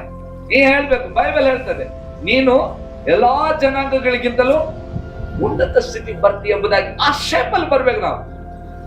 ಅದನ್ನ ಬಿಟ್ಟು ನಾವೇನ್ ಮಾಡ್ತೀವಿ, ನನ್ನ ಫ್ಯೂಚರ್ ಏನಾಗ್ತೋ, ನನಗೆ ಏನಾಗ್ತದೆ, ಡಾಕ್ಟರ್ ರಿಪೋರ್ಟ್ ಏನ್ ಕೊಡ್ತಾ, ಅದೇನ ನಾಳೆ ಏನ್ ನಡೀತೋ, ಏನಾಗುತ್ತೆ, ಈ ರೋಗದಿಂದ ನಾನು ಸತ್ತೋಗ್ತೀನೇನೋ. ಈ ರೀತಿಯಲ್ಲಿ ನಮ್ಮ ಯೋಚನೆಗಳು ಮಾಡುವಾಗ ಅಲ್ಲೆಲ್ಲೂಯ್ಯ ಬೈಬಲ್ ಏನ್ ಹೇಳ್ತದೆ, ನೀನ್ ಸಾಲ ಕೊಡ್ತೀಯ ಹೊರತು ಸಾಲ ತೆಗೆದುಕೊಳ್ಳೋದಿಲ್ಲ. ನೀನ್ ಕೊಡ್ತೀಯ, ಈ ಇಮೇಜ್ ಅಲ್ಲಿ ಬರ್ಬೇಕು ನಾವು. ಅಲ್ಲೆಲ್ಲೂಯ್ಯ. ನೋಡಿ, ಮನುಷ್ಯನಿಗೆ ದೇವರು ಕೊಟ್ಟಂತ ಒಂದು ಒಳ್ಳೆ ವೆಪನ್ ಏನ್ ಗೊತ್ತಾ, ದ ಪವರ್ ಆಫ್ ಇಮ್ಯಾಜಿನೇಷನ್. ಇದನ್ನ ನಾವು ಇಟ್ಕೊಳ್ಳುವಾಗ ನಮಗೆ ದೊಡ್ಡ ಫೈಟ್ ನಂಬಿಕೆ. ಈ ನಂಬಿಕೆ ಹಾಳು ಮಾಡ್ಲಿಕ್ಕೆ ಸೈತಾನ ಏನ್ ಮಾಡ್ತಾನೆ, ನಿನ್ ನಂಬಿಕೆನ ಹಾಳು ಮಾಡ್ತಾನೆ, ಅವನು ಉಪಯೋಗ ಮಾಡ್ತಾನೆ. ನಿನಗೆ ಎಲ್ಲಿ ಅವನು ಹಿಡಿತಾನೆ ಅಂದ್ರೆ ನಿನ್ ಮೈಂಡ್ ಅಲ್ಲಿ, ನಿನ್ ನಂಬಿಕೆಯನ್ನು ಹಾಳು ಮಾಡ್ತಾನೆ. ಎಲ್ಲಿ ಹಿಡಿಯಲ್ಲ ನಿನಗೆ, ನಿನ್ ನಂಬಿಕೆ ಕುಂದು ಹೋಗುವಂತೆ, ನಿನ್ ಜೀವನದಲ್ಲಿ ಸೋತು ಹೋಗುವಂತೆ ನಿನ್ ಮೈಂಡ್ ಅನ್ನು ಅವನೇನ್ ಮಾಡ್ತಾನೆ. ಅದಕ್ಕೆ ನಾನು ಏನ್ ಹೇಳ್ತೇನೆ, ನಿಮ್ ಮೈಂಡ್ ಸೆಟಪ್ ಏನ್ ಮಾಡ್ರಿ, ಚೇಂಜ್ ಮಾಡಿ. ಅಲ್ಲೆಲ್ಲೂಯ್ಯ. ಮೈಂಡ್ ಸೆಟ್ ಅನ್ನು ಚೇಂಜ್ ಮಾಡ್ರಿ. ಮೈಂಡಿನ ಮೇಲೆ ಯುದ್ಧ ಮಾಡ್ತಾನೆ. ಆ ಮೈಂಡ್ ಅನ್ನು ಈಗ ನೋಡಿ, ಅಯ್ಯೋ ನನಗೆ ಶುಗರ್ ಬಂದ್ಬಿಟ್ಟಿದೆ, ಈ ರೋಗದಲ್ಲಿ ನಾನು ಸತ್ತೋಗ್ಬಿಡ್ತೀನಿ. ನಿಮಗೆ ಗೊತ್ತಾ, ಶುಗರ್ ಬಂದವ್ರು 50 ವರ್ಷನೂ ಬದುಕಿದ್ದಾರೆ. ಆಲ್ರೆಡಿ ನಿನಗೆ 40-45 ಮೇಲೆ ಶುಗರ್ ಬರ್ತದೆ, ಆರಾಮ್ ಬದುಕ್ಬೋದು. ನಾವೇನ್ ಮೈಂಡ್ ಸೆಟ್ ಮಾಡ್ಕೊಂಡಿದೀವಿ, BP ಬಂತು, ಶುಗರ್ ಬಂತು, ಆಯ್ತು ನನ್ನ ಲೈಫ್ ಓಕೆ ಅಂತ ಹೇಳಿ ಅದನ್ನೇ ರಾತ್ರಿ ಹಗಲು ಅದನ್ನೇ ಯುದ್ಧ, ಅದೇ ಯುದ್ಧ, ಮೈಂಡಲ್ಲಿ ಯುದ್ಧ ಮಾಡಿದ್ರೆ ನಿನ್ ಬಾಡಿ ವೀಕ್ ಆಗುತ್ತೆ. ಆಯ್ತಾ, ನೀನ್ ಚೆನ್ನಾಗ್ ಗೊತ್ತು, ನೀನ್ ಏನ್ ಮಾಡಕ್ ಆಗಲ್ಲ. ಆಗ ಅವನು ನಿನಗೆ ಈಜಿಯಾಗಿ ಏನ್ ಮಾಡ್ತಾನೆ, ಬೇಟೆ ಆಡ್ತಾನೆ. ಈಗ ಯಾವ ರಿಪೋರ್ಟ್ ನಂಬೋದು? ಡಾಕ್ಟರ್ ಹೇಳ್ತಾನೆ ನಿನಗೆ ರೋಗ ವಾಸಿ ಆಗಲ್ಲ, ವಾಕ್ಯ ಹೇಳ್ತದೆ ನಿನ್ ರೋಗ ಕ್ಯಾನ್ಸಲ್ ಆಯ್ತು ಅಂತ. ಯಾವ್ದು ನಂಬೋದು? ವಾಕ್ಯ ನಂಬ್ರಿ. ಎಂತ ಭಯಂಕರ ಕಾಯಿಲೆ ಇರ್ಲಿ, ನಿನ್ನ ಒಳಗೆ ನಂಬಿಕೆ ಇದ್ರೆ, ಅಲ್ಲೆಲ್ಲೂಯ್ಯ, ವಾಕ್ಯದ ನಂಬಿಕೆ ನಿನ್ನ ಒಳಗಿದ್ರೆ ನೀನ್ ಉದ್ಧಾರ ಆಗ್ತದೆ. ಈಗ ಜನ ನಮಗ್ ನೋಡಿ ಏನ್ ಹೇಳ್ತಾರೆ, ನೀನ್ ಲೈಫಲ್ಲಿ ಇಷ್ಟು ವರ್ಷನೇ ಸಂಪಾದನೆ ಮಾಡ್ಲಿಲ್ಲ, ಇನ್ನೇನ್ ಸಂಪಾದನೆ, ನೀನ್ ಉದ್ಧಾರ ಆಗಲ್ಲಲೇ. ಜನ ಏನ್ ಹೇಳ್ತಾರೆ, ನೀನ್ ಉದ್ಧಾರ ಆಗಲ್ಲಲೇ, ನೀನ್ ಸಾಲ ಮಾಡಿನೇ ಸಾಯ್ಬೇಕು. ವಾಕ್ಯ ಹೇಳ್ತದೆ ನಿನ್ನನ್ನು ಆಶೀರ್ವದಿಸ್ತೇನೆ, ನೀನು ಆಶೀರ್ವದಿಸಲ್ಪಡ್ತೀಯ, ನೀನ್ ಚೆನ್ನಾಗಿರ್ತೀಯ ಅಲ್ಲ. ವಾಕ್ಯ ಏನ್ ಹೇಳ್ತಾನೆ? ನೀನ್ ಚೆನ್ನಾಗಿರ್ತೀಯ, ನೀನ್ ಉದ್ಧಾರ ಆಗ್ತೀಯ, ನೀನ್ ಒಳ್ಳೆ ಕೆಲಸ ಸಿಗ್ತದೆ. ಸೈತಾನ್ ಹೇಳ್ತಾನೆ ನೀನ್ ಉದ್ಧಾರ ಆಗಲ್ಲ. ಮೈಂಡ್ ಅಲ್ಲಿ ಯುದ್ಧ ಮಾಡ್ತಾನೆ ಅವನು. ಮೈಂಡ್ ಒಂದು 16,000 ಆಗ್ಬಿಟ್ಟು. ಯಾಕೆ ಹೇಳ್ತಾ ಇದ್ದೀನಿ ಗೊತ್ತಾ? ಆತನ ಒಂದು ಆರ್ಗನೈಸೇಷನ್, ದೇವರ ಒಂದು ಸಂಸ್ಥೆ ಇದೆ. ಆ ಸಂಸ್ಥೆಯಲ್ಲಿ ನಾವು ಏನ್ ಕಷ್ಟ ಪಡ್ತೀವೋ, ಏನ್ ಏನ್ ಏನ್ ನಾವು ಕಷ್ಟ ಪಡ್ತೀವೋ, ಏನ್ ನಾವು ಟೈಮ್ ಎಷ್ಟು ಸ್ಪೆಂಡ್ ಮಾಡ್ತೀವೋ, ದೇವರು ಯಾವತ್ತು ಅನ್ಯಾಯಸ್ಥನಲ್ಲ, ಎಲ್ಲವನ್ನು ಸೇರಿಸಿ ನಮಗೆ ಕೊಡ್ತಾನೆ. ಹಲ್ಲೆಲೂಯಾ. ಯಾವತ್ತು ತಿಳ್ಕೊಳ್ಳಿ, ದೇವರಿಗೋಸ್ಕರ ನೀನ್ ಏನ್ ಬಿತ್ತುತ್ತೀಯೋ, ನೀನ್ ಏನ್ ಟೈಮ್ ಸ್ಪೆಂಡ್ ಮಾಡ್ತಾ ಇದೆಯೋ, ಯಾವತ್ತು ವ್ಯರ್ಥ ಆಗಿಲ್ಲ. ನಾವು ತಿಳ್ಕೊಳ್ತೀವಿ, ಅಯ್ಯೋ ದೇವ್ರಿಗೆ ನಾನು 1 ತಿಂಗಳು ಕೊಟ್ಟೆ, 2 ತಿಂಗಳು ಕೊಟ್ಟೆ, ಅಯ್ಯೋ ದೇವ್ರು ನನಗೆ ಏನು ಕೊಡ್ಲಿಲ್ಲ ಅಂತ ಹೇಳಿ ನಾವು ಅನೇಕ ಸಲ ನಾವು ಇದು ಮಾಡ್ತೀವಿ. ಆದ್ರೆ ದೇವರಿಗೆ ನೀನು ಕೊಟ್ಟಿದ್ದು, ನೀನು ಮಾಡಿದ್ದು ಈಗ ಯಾವತ್ತು ವ್ಯರ್ಥ ಆಗಿಲ್ಲ. ಯಾಕಂದ್ರೆ ದೇವರಿಗೆ ಗೊತ್ತು ನೀನು ಈಗಿರುವಂತಹ ಪರಿಸ್ಥಿತಿಗಿಂತ ಡಬಲ್ ಆಶೀರ್ವಾದ ಮಾಡ್ಬೇಕೆಂಬುದಾಗಿನೇ ದೇವರು ಬಯಸ್ತಾ ಇದ್ದಾರೆ. ನಾನು ಕಳೆದ ಬುಧವಾರ ಒಂದು ಪ್ರಸಂಗ, ನಾವು ಏನ್ ಮಾಡ್ಬೇಕಂದ್ರೆ, ನಾವು ಕ್ರೈಸ್ತ ಜೀವನ ಹೆಂಗಿರ್ಬೇಕಂದ್ರೆ ಇತರಿಗಾಗಿ ನಾವು ಪ್ರಾರ್ಥನೆ ಮಾಡ್ಬೇಕು, ಇತರಿಗಾಗಿ ನಾವು ಜೀವಿಸ್ಬೇಕು. ಯೋಬನ ಲೈಫ್ ನಾವು ನೋಡಿದ್ವಿ. ಯೋಬನು ಅವನ ಸ್ನೇಹಿತರಿಗಾಗಿ ಪ್ರಾರ್ಥನೆ ಮಾಡಿದಾಗ ಡಬಲ್ ಟ್ವೈಸ್ ಬ್ಲೆಸ್ಸಿಂಗ್ ಬಂತಂತೆ. ಎಸ್ತರ್ ಲೈಫ್ ನೋಡುವಾಗ ಅವರ ಜನಾಂಗದವರು ಮರಣದ ಶಿಕ್ಷೆಗೆ ಆಲ್ರೆಡಿ ಏನಾಗಿತ್ತಂತೆ, ಮರಣದ ಒಂದು ಅನೌನ್ಸ್ಮೆಂಟ್ ಆಯ್ತು, ಎಲ್ಲ ಜನರಿಗೆ ಹಿಡಿದು ಕೊಲೆ ಮಾಡ್ಬೇಕು. ಆದ್ರೆ ಎಸ್ತರ್ ತಿಳ್ಕೊಂಡು, ನಾನು ಇದೇ ದಿನಕ್ಕಾಗಿ ನಾನು ದೇವರು ನನಗೆ ಈ ಸ್ಥಳದಲ್ಲಿ ಇಟ್ಟಿದ್ದಾರೆ, ನನ್ನ ಪ್ರಾಣ ಹೋದ್ರೂ ಪರವಾಗಿಲ್ಲ, ನಾನು ರಾಜನ ಮುಂದೆ ನಿಂತ್ಕೊಂಡು ನನ್ನ ಜನರಿಗೆ ಕಾಪಾಡ್ಬೇಕೆಂಬುದಾಗಿ ನಂಬಿಕೆಯಿಂದ ಹೋದ್. ಯಾಕಂದ್ರೆ ರಾಜನ ಮುಂದೆ ಸುಮ್ಮನೆ ಹೋಗೋಂಗಿಲ್ಲ, ರಾಜನ ಅಪ್ಪಣೆ ಇದ್ರೆ ಮಾತ್ರ ಹೋಗ್ಬೇಕು. ಆದ್ರೆ ಯಾವ ಅಪ್ಪಣೆ ಇಲ್ಲ. ಆದ್ರೆ ರಾಜನ ಹತ್ರ ಹೋದಾಗ, ಹಲ್ಲೆಲೂಯಾ, ನಾನು ಯಾಕೆ ಹೇಳಲಿಕ್ಕೆ ಬಯಸ್ತೀನಿ ಅಂದ್ರೆ, ಇವತ್ತು ನಾವು ಬದುಕ್ಬೇಕಂದ್ರೆ ನಮ್ ನಂಬಿಕೆ ಜಾಸ್ತಿ ಆಗುತ್ತೆ. ಈಗ ಯಾರು ಒಂದೇ ದಿನದಲ್ಲಿ ನಂಬಿಕೆಯನ್ನು ಬೆಳೆಸಲಿಕ್ಕೆ ಸಾಧ್ಯ ಇಲ್ಲ. ಈಗ ಡಿಗ್ರಿ ಓದ್ಬೇಕಂದ್ರೆ ಎಷ್ಟು ವರ್ಷಗಳು ಬೇಕು? 15, 12. LKG ಇಂದ ಹಾಕಿದ್ರೆ 17 ವರ್ಷ ಬೇಕು ಅಲ್ಲ? ಒಂದೇ ಸಲ ಡಿಗ್ರಿ ಆಗ್ಲಿಕ್ಕೆ ಸಾಧ್ಯನಾ? ಅದರ ಹಿಂದೆ ಎಷ್ಟೋ ಶ್ರಮಗಳಿದೆ. ಓದ್ಬೇಕು, ರಾತ್ರಿ ಹಗಲು ನಿದ್ರೆ ಮಾಡದೆ ಕಷ್ಟಪಟ್ಟು ಓದುವಾಗ ಒಂದು ಡಿಗ್ರಿ ಸರ್ಟಿಫಿಕೇಟ್ ಸಿಗುತ್ತೆ. ಅದ್ರ ಹಿಂದೆ ಎಷ್ಟೋ ಏನಿದೆ, ಕಷ್ಟ ಇದೆ. ಅದು ಸಡನ್ ಆಗಿ ಸಿಗುವಂತದ? ಸಡನ್ ಆಗಿ ನಮಗೆ ಸಿಗುತ್ತದ? ನೋಡಿ, ಯಾವ ವ್ಯಕ್ತಿ ಕಷ್ಟಪಡ್ತಾನೆ, ಅದರಲ್ಲಿ ಎಫರ್ಟ್ ಆಗ್ತಾನೆ. ನಾನು ಒಂದು ಕೀಬೋರ್ಡ್ ಕಲಿಯುವಂತ ವ್ಯಕ್ತಿ, ಅವನು ರಾತ್ರಿ ಹಗಲು ಅದನ್ನು ಪ್ರಾಕ್ಟೀಸ್ ಮಾಡ್ತಾ ಮಾಡ್ತಾ ಆ ಸ್ವರಗಳನ್ನು ಕಂಡು ಹಿಡಿತಾ ಅವನು ಏನಾಗ್ತಾನೆ, ಅದರಲ್ಲಿ ತೇರ್ಗಡೆ ಆಗ್ತಾನೆ, ಅದರಲ್ಲಿ ಅವನು ಸಫಲತೆನೇ ಆಗ್ತಾನೆ. ಹಾಗೆ ಓದುವಂತ ವ್ಯಕ್ತಿ ಅಷ್ಟೇ, ಅವನು ಡಬಲ್ ಡಿಗ್ರಿ ಪಡಿಬೇಕಂದ್ರೆ ಎಷ್ಟೋ ವರ್ಷಗಳು ಅವನು ಏನ್ ಮಾಡ್ತಿರ್ಬೇಕು, ಶ್ರಮ ಅನುಭವಿಸ್ಬೇಕು. ಕಂಟಿನ್ಯೂ ಆಗಿ ಅವನ ಸಫಲತೆ ಲೆವೆಲ್ ಅವನು ಹೋಗ್ತಾ ಇರ್ಬೇಕು. ಅವನು ಪ್ರಯಾಸ ಪಡುವಾಗ ಅವನ ಲೆವೆಲ್ ಏನಾಗ್ತದೆ, ದಿನದಿಂದ ದಿನಕ್ಕೆ ಬದಲಾವಣೆ ಆಗ್ತದೆ. ಅದಕ್ಕೆ ಬೈಬಲ್ ಹೇಳ್ತದೆ 30, 60, 100 ಪ್ರತಿಫಲ ಕಾಣ್ತೀರಂತ ಬೈಬಲ್ ಹೇಳ್ತದೆ. ನಿಮ್ ಪ್ರತಿಫಲ ಕಾಣ್ಬೇಕಂದ್ರೆ ನಮ್ ನಂಬಿಕೆ ನೋಡಿ. ದೇವ್ರು ನಿನಗೆ ಸ್ವರ್ಗಕ್ಕೆ ಬರಲ್ಲ ಅಂತ ಯಾವತ್ತು, ಸ್ವರ್ಗ ಬಾರ್ತಾ ಯಾವತ್ತು ಹೇಳಲ್ಲ. ಹೇಳ್ತಾರ? ಯಾಕೆ ಹೇಳಲ್ಲ? ಬೈಬಲ್ ಏನ್ ಹೇಳ್ತದೆ, ಆಶೀರ್ವಾದ ಶಾಪ, ಆಶೀರ್ವಾದ ಶಾಪ, ಜೀವ ಮರಣ ಯಾರ ಮುಂದೆ ಇಟ್ಟಿದ್ದಾರೆ? ನಮ್ಮ ಹತ್ರ. ನೀನ್ ಸ್ವರ್ಗಕ್ಕೆ ಹೋಗ್ಬೇಕಂದ್ರೆ ನಿನ್ ಕೈಯಲ್ಲಿ ಚಾಯ್ಸ್ ಇದೆ. ದೇವ್ರು ನಿನಗೆ ಬಿಟ್ಕೊಟ್ಟಿದ್ದಾರೆ. ನೀನು ಆಶೀರ್ವಾದದಿಂದ ಬದುಕಬೇಕಂದ್ರೆ ದೇವ್ರು ನಿನ್ ಕೈಯಲ್ಲಿ ಕೊಟ್ಟಿದ್ದಾರೆ. ಜೀವದಲ್ಲಿ ಸೇರ್ಬೇಕಂದ್ರೆ ದೇವ್ರು ನಿನ್ ಕೈಯಲ್ಲಿ ಕೊಟ್ಟಿದ್ದಾರೆ. ನೀನ್ ಪರಲೋಕಕ್ಕೆ ಹೋಗ್ಬೇಕಂದ್ರು ದೇವರು ನಿನ್ ಕೈಯಲ್ಲಿ ಕೊಟ್ಟಿದ್ದಾರೆ. ಹಲ್ಲೆಲೂಯಾ. ಹೇಳಿ ವೆಲ್ತ್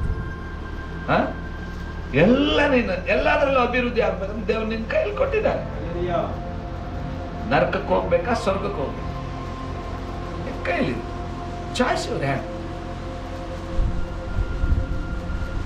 ಕೆಲವರು ಪ್ರಾರ್ಥನೆ, ದೇವರೇ ಏನಾದ್ರೂ ಮಾಡಪ್ಪ, ಏನು ಮಾಡಲ್ಲ. ಅದಕ್ಕೆ ಹೇಳೋದು, ನಂಬಿಕೆ ಬೆಳೆಸ್ಕೊಳ್ರಿ, ವಾಕ್ಯ ಓದ್ರಿ, ಪ್ರಾರ್ಥನೆ ಮಾಡ್ರಿ. ಕೆಲವರು ಪ್ರಾರ್ಥನೆ ವಾರಿಯರ್ಸಿದ್ದಾರೆ, ಯಾವಾಗ್ಲೂ ಪ್ರಾರ್ಥನೆ ಮಾಡ್ತಾರೆ. ಅವ್ರ ಮನೆಗಳಿಗೆ ಹೋದ್ರೆ ತರ ದರಿದ್ರ ತಂತ್ರಲ್ಲಿರ್ತಾರೆ, ಚೇಂಜಸ್ ಇಲ್ಲ. ಯಾವಾಗ್ಲೂ ಪ್ರಾರ್ಥನೆ ಪ್ರಾರ್ಥನೆ ಅಂದ್ರೆ ರಾತ್ರಿ 4 ಗಂಟೆಗೆ ಆದ್ರೂ ಕೂತ್ಕೊಂಡು ಪ್ರಾರ್ಥನೆ ಅದು ಚೇಂಜಸ್ ಇಲ್ಲ. ಚೇಂಜಸ್ ಇಲ್ಲ ಅಂದ್ರೆ ಕಾರಣ ಏನು? ನೀನ್ ನೋಡು, ಬೈಬಲ್ ಓದುವಾಗ ನಂಬಿಕೆ ಬರುತ್ತೆ. ಆ ಬೈಬಲ್ ವಾಕ್ಯದಿಂದ ನೀನ್ ಪ್ರಾರ್ಥನೆ ಮಾಡುವಾಗ ನಿನ್ ಪರಿಸ್ಥಿತಿಗಳು ಬದಲಾವಣೆ ಆಗ್ತದೆ. ಸುಮ್ಮನೆ ಏನಾದ್ರೂ ಮಾಡು ದೇವರೇ ಏನು ಮಾಡಲ್ಲ. ಯಾವಾಗ ನಮ್ಮ ಒಳಗೆ ವಾಕ್ಯ ಹೋಗ್ತದೋ, ವಾಕ್ಯ ಬೀಜ ನಮ್ಮ ಒಳಗೆ ಹೋಗ್ತದೋ, ನೋಡಿ, ಪಾರ್ಟ್ ಆಫ್ ಪ್ರೇಯರ್ ಅನ್ನೋದು ಒಂದು ವಾಕ್ಯದಿಂದ ನಾವು ಪ್ರಾರ್ಥನೆ ಮಾಡುವಾಗ ಖಂಡಿತವಾಗಿ ನಮ್ಮ ಲೈಫಲ್ಲಿ ಯಾವಾಗಲೂ ವಾಕ್ಯಕ್ಕೆ ಫಸ್ಟ್ ಪ್ರಿಪರೇಷನ್ ಕೊಡ್ತದೆ. ವಾಕ್ಯ ನಾವು ಪ್ರಾರಂಭಿಸುವಾಗ, ವಾಕ್ಯದಿಂದ ಪ್ರಾರ್ಥನೆಗಳು ಪ್ರಾರಂಭಿಸುವಾಗ, ಡೈಲಿ ವಾಕ್ಯ ಓದುವಾಗ ಅದು ಒಳಗೆ ಹೋಗ್ತದೆ. ಒಳಗೆ ಹೋಗಿ ಏನಾಗ್ತದೆ, ಅದು ವಾಕ್ಯ ಪ್ರಾರ್ಥನೆಯಾಗಿ ಕನ್ವರ್ಟ್ ಆಗ್ತದೆ. ಆ ಕನ್ವರ್ಟ್ ಆದಾಗ ನಂಬಿಕೆ ಹೆಚ್ಚಾಗ್ತದೆ. ದೇವರ ವಾಕ್ಯ ಏನಾಗ್ತದೆ, ನಿನ್ನನ್ನು ಆಶೀರ್ವದಿಸ್ತೇನೆ. ವಾಕ್ಯ ಕೇಳುವಾಗ ಏನಾಗ್ತದೆ, ನಮ್ಮ ಇಮೇಜ್ ಚೇಂಜ್ ಆಗ್ತದೆ. ಕೆಲವರು ಹೇಳ್ತಾರೆ, ಫಸ್ಟ್ ವಾಕ್ಯ ಚೆನ್ನಾಗಿ, ಇದು ನನ್ನ ಲೈಫಿಗೆ ಬೇಕಾದಂತ ವಾಕ್ಯ. ನೋಡಿ, ವಾಕ್ಯ ಚೇಂಜ್ ಮಾಡುತ್ತೆ. ಕೆಲವರು ವಾಕ್ಯ ಸ್ಟಾರ್ಟ್ ಮಾಡಿದ್ರೆ ಸಾಕು, ಹೊರಗೆ ಹೋಗ್ಬಿಡ್ತಾರೆ, ನಿದ್ದೆ ಮಾಡ್ತಾರೆ. ವಾಕ್ಯ ನಮ್ಮ ಲೈಫ್ ಅನ್ನು ಚೇಂಜ್ ಮಾಡೋದು. ವರ್ಷಿಪ್ ಬೇಕು. ನಾವು ದೇವರೇ ನೀನು ನಿಂತವ್ರು ಎಂಬುದಾಗಿ ದೇವರಿಗೆ ಹೊಗಳ್ತೀವಿ ವರ್ಷಿಪ್ ಅಲ್ಲಿ. ವಾಕ್ಯ ನಮ್ಮ ಜೀವಿತವನ್ನು ಬದಲಾವಣೆ ಮಾಡ್ತೀವಿ. ಈಗ ಬೈಬಲ್ ಅಲ್ಲಿ ಲೂಸ್ತ್ರದಲ್ಲಿ ಒಬ್ಬ ವ್ಯಕ್ತಿ ಹುಟ್ಟುಕೊಂಡ ಇದ್ದ. ನೀವು ಅಪೊಸ್ತಲರ ಕೃತ್ಯಗಳು 14ನೇ ಅಧ್ಯಾಯಕ್ಕೆ ಬಂದ್ರೆ 8ನೇ ವಚನ ಓದ್ರಿ ಯಾರಾದ್ರೂ. ಅಪೊಸ್ತಲರ ಕೃತ್ಯಗಳು 14:8. ಲೂಸ್ತ್ರದೊಳಗೆ ಕಾಲುಗಳಲ್ಲಿ ಬಲವಿಲ್ಲದ ಒಬ್ಬ ಮನುಷ್ಯನು ಕೂತಿದ್ದನು. ಅವನು ಹುಟ್ಟುಕುಂಟನಾಗಿದ್ದು ಎಂದಿಗೂ ನಡೆಯದೇ ಇರುವಂತ ವ್ಯಕ್ತಿ. ಆಮೇಲೆ 9ನೇ ವಚನ, ಪೌಲನು ಆಡುವ ಮಾತುಗಳು ಅವನು ಕಿವಿಗೊಟ್ಟು ಕೇಳುತ್ತಿದ್ದನು. ಪೌಲನು ಅವನನ್ನು ಸ್ಥಿರವಾಗಿ ನೋಡಿ ವಾಸಿಯಾಗುವುದಕ್ಕೆ ಬೇಕಾದ ನಂಬಿಕೆಯು ಅವನಲ್ಲಿ ಉಂಟೆಂದು ತಿಳಿದು. ನೋಡಿ, ಪೌಲನಿಗೆ ಅವನ ಒಳಗೆ ನಂಬಿಕೆ ಇದೆ ಎಂಬುದಾಗಿ ಹೆಂಗೆ ತಿಳ್ಕೊಂಡ? ಹೆಂಗೆ ತಿಳ್ಕೊಂಡ? ಪೌಲನು ಆ ಹುಟ್ಟುಕುಂಟನಲ್ಲಿ ನಂಬಿಕೆ ಇದೆ ಎಂಬುದಾಗಿ ಹೆಂಗೆ ತಿಳ್ಕೊಂಡ? ನೀವು ಬೈಬಲ್ ಸರಿಯಾಗಿ ಅರ್ಥ ಮಾಡಿ. ಅವನು ಏನ್ ಮಾಡ್ತಾ ಇದ್ದಂತೆ, ದೇವರ ಮಾತುಗಳನ್ನು ಹೇಗೆ ಕೇಳ್ತಾ ಇದ್ದಂತೆ? ಕಿವಿಗೊಟ್ಟು ಕೇಳ್ತಾ ಇದ್ದಂತೆ. ನಾವು ಚರ್ಚಿಗೆ ಯಾಕೆ ಬರ್ತೀವಿ? ನಾವು ಉದ್ಧಾರ ಆಗ್ಲಿಕ್ಕೆ, ನಾವು ನಂಬಿಕೆಯಲ್ಲಿ ಬೆಳಿಲಿಕ್ಕೆ. ನಾವು ಚರ್ಚಿಗೆ ಬರೋದು ಯಾಕೆ? ನಂಬಿಕೆಯಲ್ಲಿ ಬೆಳಿಲಿಕ್ಕೆ. ಉಪವಾಸ ಯಾಕೆ? ನಂಬಿಕೆಯಲ್ಲಿ ಬೆಳಿಲಿಕ್ಕೆ. ಉಪವಾಸ ಮಾಡಿದ್ರೆ ದೇವರ ಆಶೀರ್ವಾದ ಮಾಡುತ್ತಾರಂತ ತಪ್ಪು. ನೀನು ಉಪವಾಸ ಮಾಡುವಾಗ ನಂಬಿಕೆಯಲ್ಲಿ ಬೆಳಿತೀಯ. ಉಪವಾಸ ಯಾಕೆ ಮಾಡ್ತೀಯ? ಬೈಬಲ್ ವಾಕ್ಯ ಓದ್ತೀಯ, ಪ್ರಾರ್ಥನೆ ಮಾಡ್ತೀಯ. ಉಪವಾಸದಲ್ಲಿ ಬೈಬಲ್ ವಾಕ್ಯ ಓದ್ತೀಯ. ಆ ವಾಕ್ಯ ನಿನಗೆ ನಂಬಿಕೆಯಲ್ಲಿ ನಡೆಸುತ್ತೆ. ಇವತ್ತು ನೋಡಿ, ಆ ಲೂಸ್ತ್ರದಲ್ಲಿರುವಂತ ವ್ಯಕ್ತಿ ಏನ್ ಮಾಡ್ತಾ ಇದ್ದಾನೆ? ಪೌಲನು ಹೇಳುವಂತ ಮಾತುಗಳನ್ನು ಕಿವಿಗೊಟ್ಟು ಕೇಳ್ತಾ ಇದ್ದಾನೆ. ಕಿವಿಗೊಟ್ಟು ಕೇಳಿದಾಗ ಏನಾಯ್ತು? ಅವನ ಒಳಗೆ ನಂಬಿಕೆ. ಅದಕ್ಕೆ ಪೌಲು ಅದನ್ನು ನೋಟಿಫೈ ಮಾಡ್ತಾ ಇದ್ದಾನೆ. ಇವನು ವಾಸಿ ಆಗ್ಲಿಕ್ಕೆ ಇವನು ಒಳಗೆ ನಂಬಿಕೆ ಇದೆ. ಅದಕ್ಕೆ ನೆಕ್ಸ್ಟ್ ವಚನ ಏನ್ ಹೇಳ್ತದೆ? ನಿನ್ನ ಕಾಲೂರಿ ನೆಟ್ಟಗೆ ನಿಂತುಕೋ ಎಂದು ಮಹಾಧ್ವನಿಯಿಂದ ಹೇಳಲು ಕೂಡಲೇ ಆ ಮನುಷ್ಯನು ಹಾರಿ ನಡೆದಾಡಿದನು. ಹಲ್ಲೆಲೂಯಾ! ಕೂಡಲೇ ಏನಾದ? ಹಾರಿ ನಡಿಲಿಕ್ಕೆ ಪ್ರಾರಂಭ ಮಾಡಿದ. Praise God. Hallelujah, hallelujah. ನೋಡಿ, ವಾಕ್ಯ ನಿನ್ನ ದೇಹ, ನಿನ್ನ ಮನಸ್ಥಿತಿಯನ್ನು, ನಿನ್ನ ಅಪನಂಬಿಕೆಯನ್ನು ವಾಕ್ಯ ಏನ್ ಮಾಡ್ತದೆ? ಬದಲಾವಣೆ ಮಾಡ್ತದೆ. ನೀನ್ ನೋಡಿ, ಅನೇಕ ಸಲ ನಮಗೆ ಆರೋಗ್ಯ ಎಲ್ಲ ಚೆನ್ನಾಗಿರ್ತದೆ, ಕೆಲವೊಂದು ವಿಷಯದಲ್ಲಿ ನಂಬಿಕೆಯಲ್ಲಿ ನಾವು ಗೂನರಾಗ್ತೀವಿ. ಗೂನರಂತೆ ಗೊತ್ತಲ್ಲ, ಗೂನರು ಗೊತ್ತಲ್ಲ, ಅಂಗಹೀನರಾಗ್ತೀವಿ ನಂಬಿಕೆಯಲ್ಲಿ. ಆ ರೀತಿಯಲ್ಲಿ ಅದನ್ನು ಸರಿ ಮಾಡುವುದೇ ದೇವರ ವಾಕ್ಯ. ನೋಡಿ ಅದೇ ನೋಡಿ, ಒಬ್ಬ ರಕ್ತ ಕುಸುಮ ಸ್ತ್ರೀ, 12 ವರ್ಷದಿಂದ ರಕ್ತ ಕುಸುಮ ಸ್ತ್ರೀ ಯೇಸು ಸ್ವಾಮಿ ಹತ್ರ ಬಂದ್ರು. ಹೆಂಗ್ ಬಂದ್ರು? ಸುಮ್ನೆ ಬಂದ್ರು? ಹೆಂಗೆ ನಂಬಿಕೆ ಬಂತು? ಅಲ್ಲ, ನಂಬಿಕೆ ಹೆಂಗ್ ಬಂತು? ಮುಟ್ಟೋದಕ್ಕಿಂತ ಮುಂಚೆ ನಂಬಿಕೆ ಹೆಂಗ್ ಬಂತು? ಅವಳು ಯೇಸು ಸ್ವಾಮಿ ಬಗ್ಗೆ ಕೇಳಿದ್ಲು. ಯೇಸು ಸ್ವಾಮಿ ಅದ್ಭುತ ಮಾಡ್ತಾರೆ ಎಂಬುದಾಗಿ ಕೇಳಿದ್ಲು. ಅವಳು ಸುದ್ದಿ ಕೇಳಿದ ತಕ್ಷಣ ಯೇಸು ಸ್ವಾಮಿ ಹತ್ರ ಬಂತು. Hallelujah, hallelujah. ನೋಡಿ, ಈ ನಂಬಿಕೆ ಏನ್ ಮಾಡುತ್ತೆ ಗೊತ್ತಾ? ದೇವರ ಪವರ್ ಅನ್ನು ಅಟ್ರಾಕ್ಟ್ ಮಾಡುತ್ತೆ. ಹಲ್ಲೆಲೂಯಾ. ದೇವರ ಪವರ್ ಅನ್ನು ಅಟ್ರಾಕ್ಟ್ ಮಾಡುವಂಥದ್ದು ಯು ನೀಡ್ ಫೇತ್. ನಿಮಗೆ ದೇವರನ್ನು ಅಟ್ರಾಕ್ಟ್ ಮಾಡ್ಬೇಕಂದ್ರೆ ನಿಮ್ ಒಳಗೆ ನಂಬಿಕೆ ಬೇಕು. ಒಬ್ಬ ವ್ಯಕ್ತಿ ನಿನಗೆ ಅಟ್ರಾಕ್ಟ್ ಮಾಡ್ತಾ ಇದ್ದಾನೆ ಅಂದ್ರೆ ಅವನಲ್ಲಿ ಏನೋ ಸ್ಪೆಷಲ್ ಏನಿದೆ, ಗುಣ ಇದೆ, ಅವನ ಒಳಗೆ ಏನೋ ಸ್ಪೆಷಲ್ ಕ್ಯಾರೆಕ್ಟರ್ ಇದೆ. ಇವತ್ತು ನಮ್ಮ ಸ್ಪೆಷಲ್ ಕ್ಯಾರೆಕ್ಟರ್ ಏನ್ ಗೊತ್ತಾ? ಬ್ಯೂಟಿ ಆಫ್ ಕ್ರಿಶ್ಚಿಯಾನಿಟಿ ಏನ್ ಗೊತ್ತಾ? ನಂಬಿಕೆ. ಆ ನಂಬಿಕೆ ನಿನ್ನ ಒಳಗಿದ್ರೆ ಸಾಕು, ನಿನ್ ಲೈಫ್ ನಿಜವಾಗ್ಲೂ ಮಜಬೂತ್ ಆಗಿರ್ತದೆ, ಆಶೀರ್ವಾದಕರ. ನೀನ್ ಹೇಳ ಯಾವಾಗ್ಲೂ ನನ್ನ ಅಕೌಂಟ್ ಅಲ್ಲಿ ಲಕ್ಷ ಕೋಟಿ ಟ್ರಾನ್ಸಾಕ್ಷನ್ ಆಗ್ಬೇಕು ತಿಂಗಳಲ್ಲಿ. Hallelujah, hallelujah. ಯಾವಾಗ ನಂಬಿಕೆ ಫೇಲ್ ಆಗ್ತದೋ ಆ ದೇವ್ರು ಏನು ಮಾಡಲ್ಲ. ಈಗ ಹಾರ್ಟ್ ಫೇಲ್ಯೂರ್ ಆದಂತ ವ್ಯಕ್ತಿ ಏನಾದ್ರು ಮಾಡ್ಲಿಕ್ಕೆ ಸಾಧ್ಯನಾ? ಮಾಡ್ಲಿಕ್ಕೆ ಸಾಧ್ಯನಾ? ಹಾಗೆ ನಂಬಿಕೆ ನೋಡಿ, ಅದಕ್ಕೆ ನಾನು ಹೇಳ್ತೇನೆ, ನಂಬಿಕೆ ಫೇಲ್ ಆದಂತ ವ್ಯಕ್ತಿ ಅವನ ಲೈಫ್ ಅಲ್ಲಿ ಏನು ಶುಭವನ್ನು ಕಾಣ್ಲಿಕ್ಕೆ ಸಾಧ್ಯ ಇಲ್ಲ. ಯಾವ ವಾಕ್ಯದಲ್ಲಿ ನಂಬಿಕೆ ಇಡ್ತಿದ್ದೆ? ಯಾಕಂದ್ರೆ ಬೈಬಲ್ ನಾವು ನೀತಿವಂತರಾಗಿದ್ದೆ ಹೆಂಗೆ?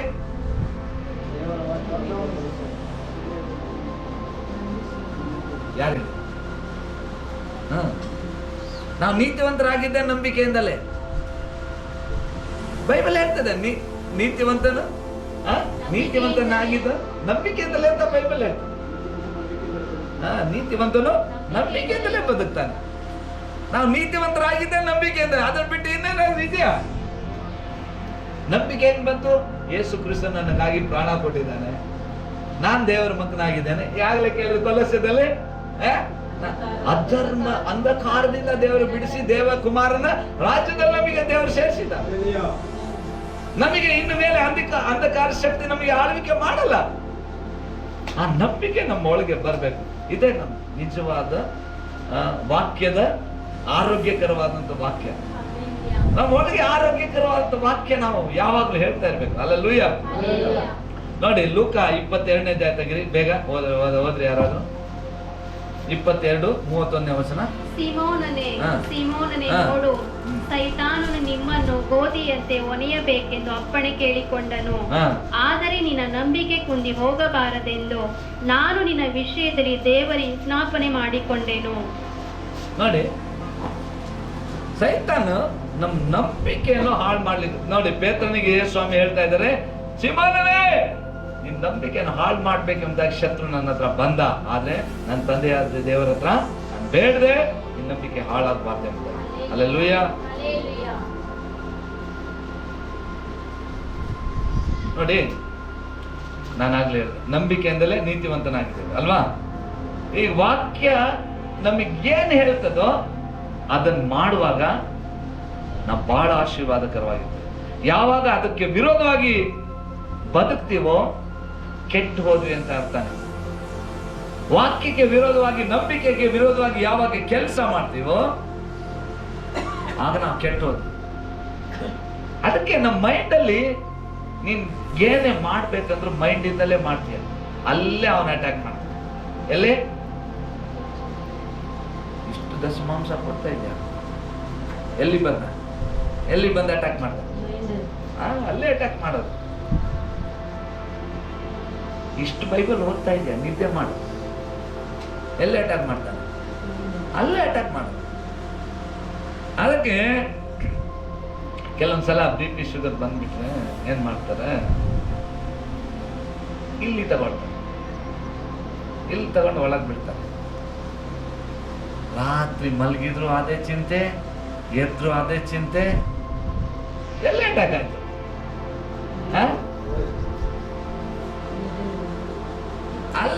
ಸೆಲೆಬ್ರೇಟ್ ಮಾಡಿ ನೋಡಿ. ರೋಗ ನಿನಗೇನ್ ಮಾಡಲ್ಲ, ರೋಗ ಬಂದದ್ ನಿನಗೇನು ಮಾಡಲ್ಲ, ಆದ್ರೆ ರೋಗಕ್ಕಾಗಿ ಚಿಂತೆ ಮಾಡ್ತೀಯಲ್ಲ, ಬೇಗ ನೀನ್ ಟಿಕೆಟ್ ಅವ್ನು ಮಾಡೋದೇ ಅದು. ನಿನಗೆ ಸಂತೋಷವಾಗಿ ಇರ್ಲಿಕ್ಕೆ ಅವ್ನು ಬಿಡಲ್ಲ. ಅದಕ್ಕೆ ನಂಬಿಕೆ ಜಾಸ್ತಿ ಆಗ್ಬೇಕಂದ್ರೆ ವಾಕ್ಯ ಓದ್ಬೇಕು. ಅಯ್ಯೋ ನನಗೆ ಹಂಗಾಯ್ತು ಹಿಂಗಾಯ್ತು ಅಂತ ಸೆಲೆಬ್ರೇಟ್ ಮಾಡ್ತೀವಿ, ಎಲ್ಲರ ಮುಂದೆ ನಮ್ಮ ಪೇನ್ ಅನ್ನು ಹೇಳ್ಕೊಳ್ತೀವಿ. ಬಿಡ್ರಿ, ಏನ್ ಮಾಡ್ರಿ, ನಾನು ಆರೋಗ್ಯವಾಗಿದ್ದೇನೆ, ಐ ಆಮ್ ಹೀಲಿಂಗ್.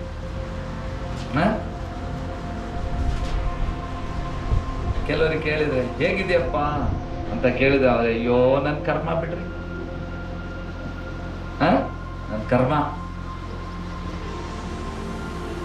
ಯಾವಾಗ ದೇವ್ರದಲ್ಲಿ ಹೋಗ್ಬಿಡ್ಲಿ ಅಂತ ನೋಡ್ತಾ ಇದ್ದೀನಿ.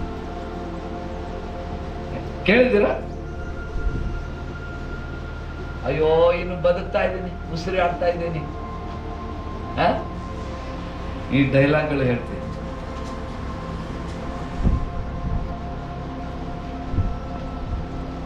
ಒಬ್ಬ ಹೇಳ್ತಾ ಇದ್ದ, ಅಷ್ಟೇ ನಾನು ಇನ್ನು ಲಕ್ಷ ಗಂಟೆ ಚರ್ಚೆಗೆ ಕೊಡ್ತೀನಿ, ಅಲ್ಲೂಯ್ಯ, ನಾನು ಇನ್ನು ಕೊಡ್ತೀನಿ, ಇಷ್ಟೇ ಅಲ್ಲ ಇನ್ನು ಲಕ್ಷ ಗಂಟೆ ಕೊಡ್ತೀನಿ. ಹೋಗ್ ಬರ್ಲಿ, ನಂಬಿಕೆ ಬರ್ಲಿ, ದೇವ್ರು ಖಂಡಿತವಾಗಿ ನಿನ್ ಬಿಸ್ನೆಸ್ ಎಲ್ಲರೂ ಮುಖದ ಮೇಲೆ ಕೈ, ಬಾಯಿ ಮೇಲೆ ಕೈ ಇಟ್ಕೋಬೇಕು. ಆ ರೀತಿಯಲ್ಲಿ ದೇವ್ರು ಮಾಡ್ತಾರೆ. ಲೋಕದವರೇ ನಂಬಿಕೆ ಇಲ್ಲದ್ರೆ ಅಷ್ಟು ಅಭಿವೃದ್ಧಿ ಆಗ್ತಿರ್ಬೇಕಾದ್ರೆ ನಾವು ಆರಾಧನೆ ಮಾಡ್ತಿದ್ದ ಜೀವ ಸ್ವರೂಪನ ದೇವರು ನಮ್ಮನ್ನು ಘೋರ ಅಂಧಕಾರದಿಂದ ತೆಗೆದು ದೇವ ಕುಮಾರನ ರಾಜ್ಯದಲ್ಲಿ ಇಟ್ಟಿರುವಂತ ದೇವರು, ನಮಗೆ ಆಲ್ರೆಡಿ ಡೆಲಿವರೆನ್ಸ್ ಕೊಟ್ಟಿರುವಂತ ದೇವರು. ಹಲ್ಲೆಲೂಯಾ. ಮಾಟ ಮಂತ್ರ ಕಟ್ಟಿ ಬಿಸಾಕ್ತಿದ್ದಂತ ಪ್ರೇಯರ್ ಮಾಡ್ಬೇಡಿ.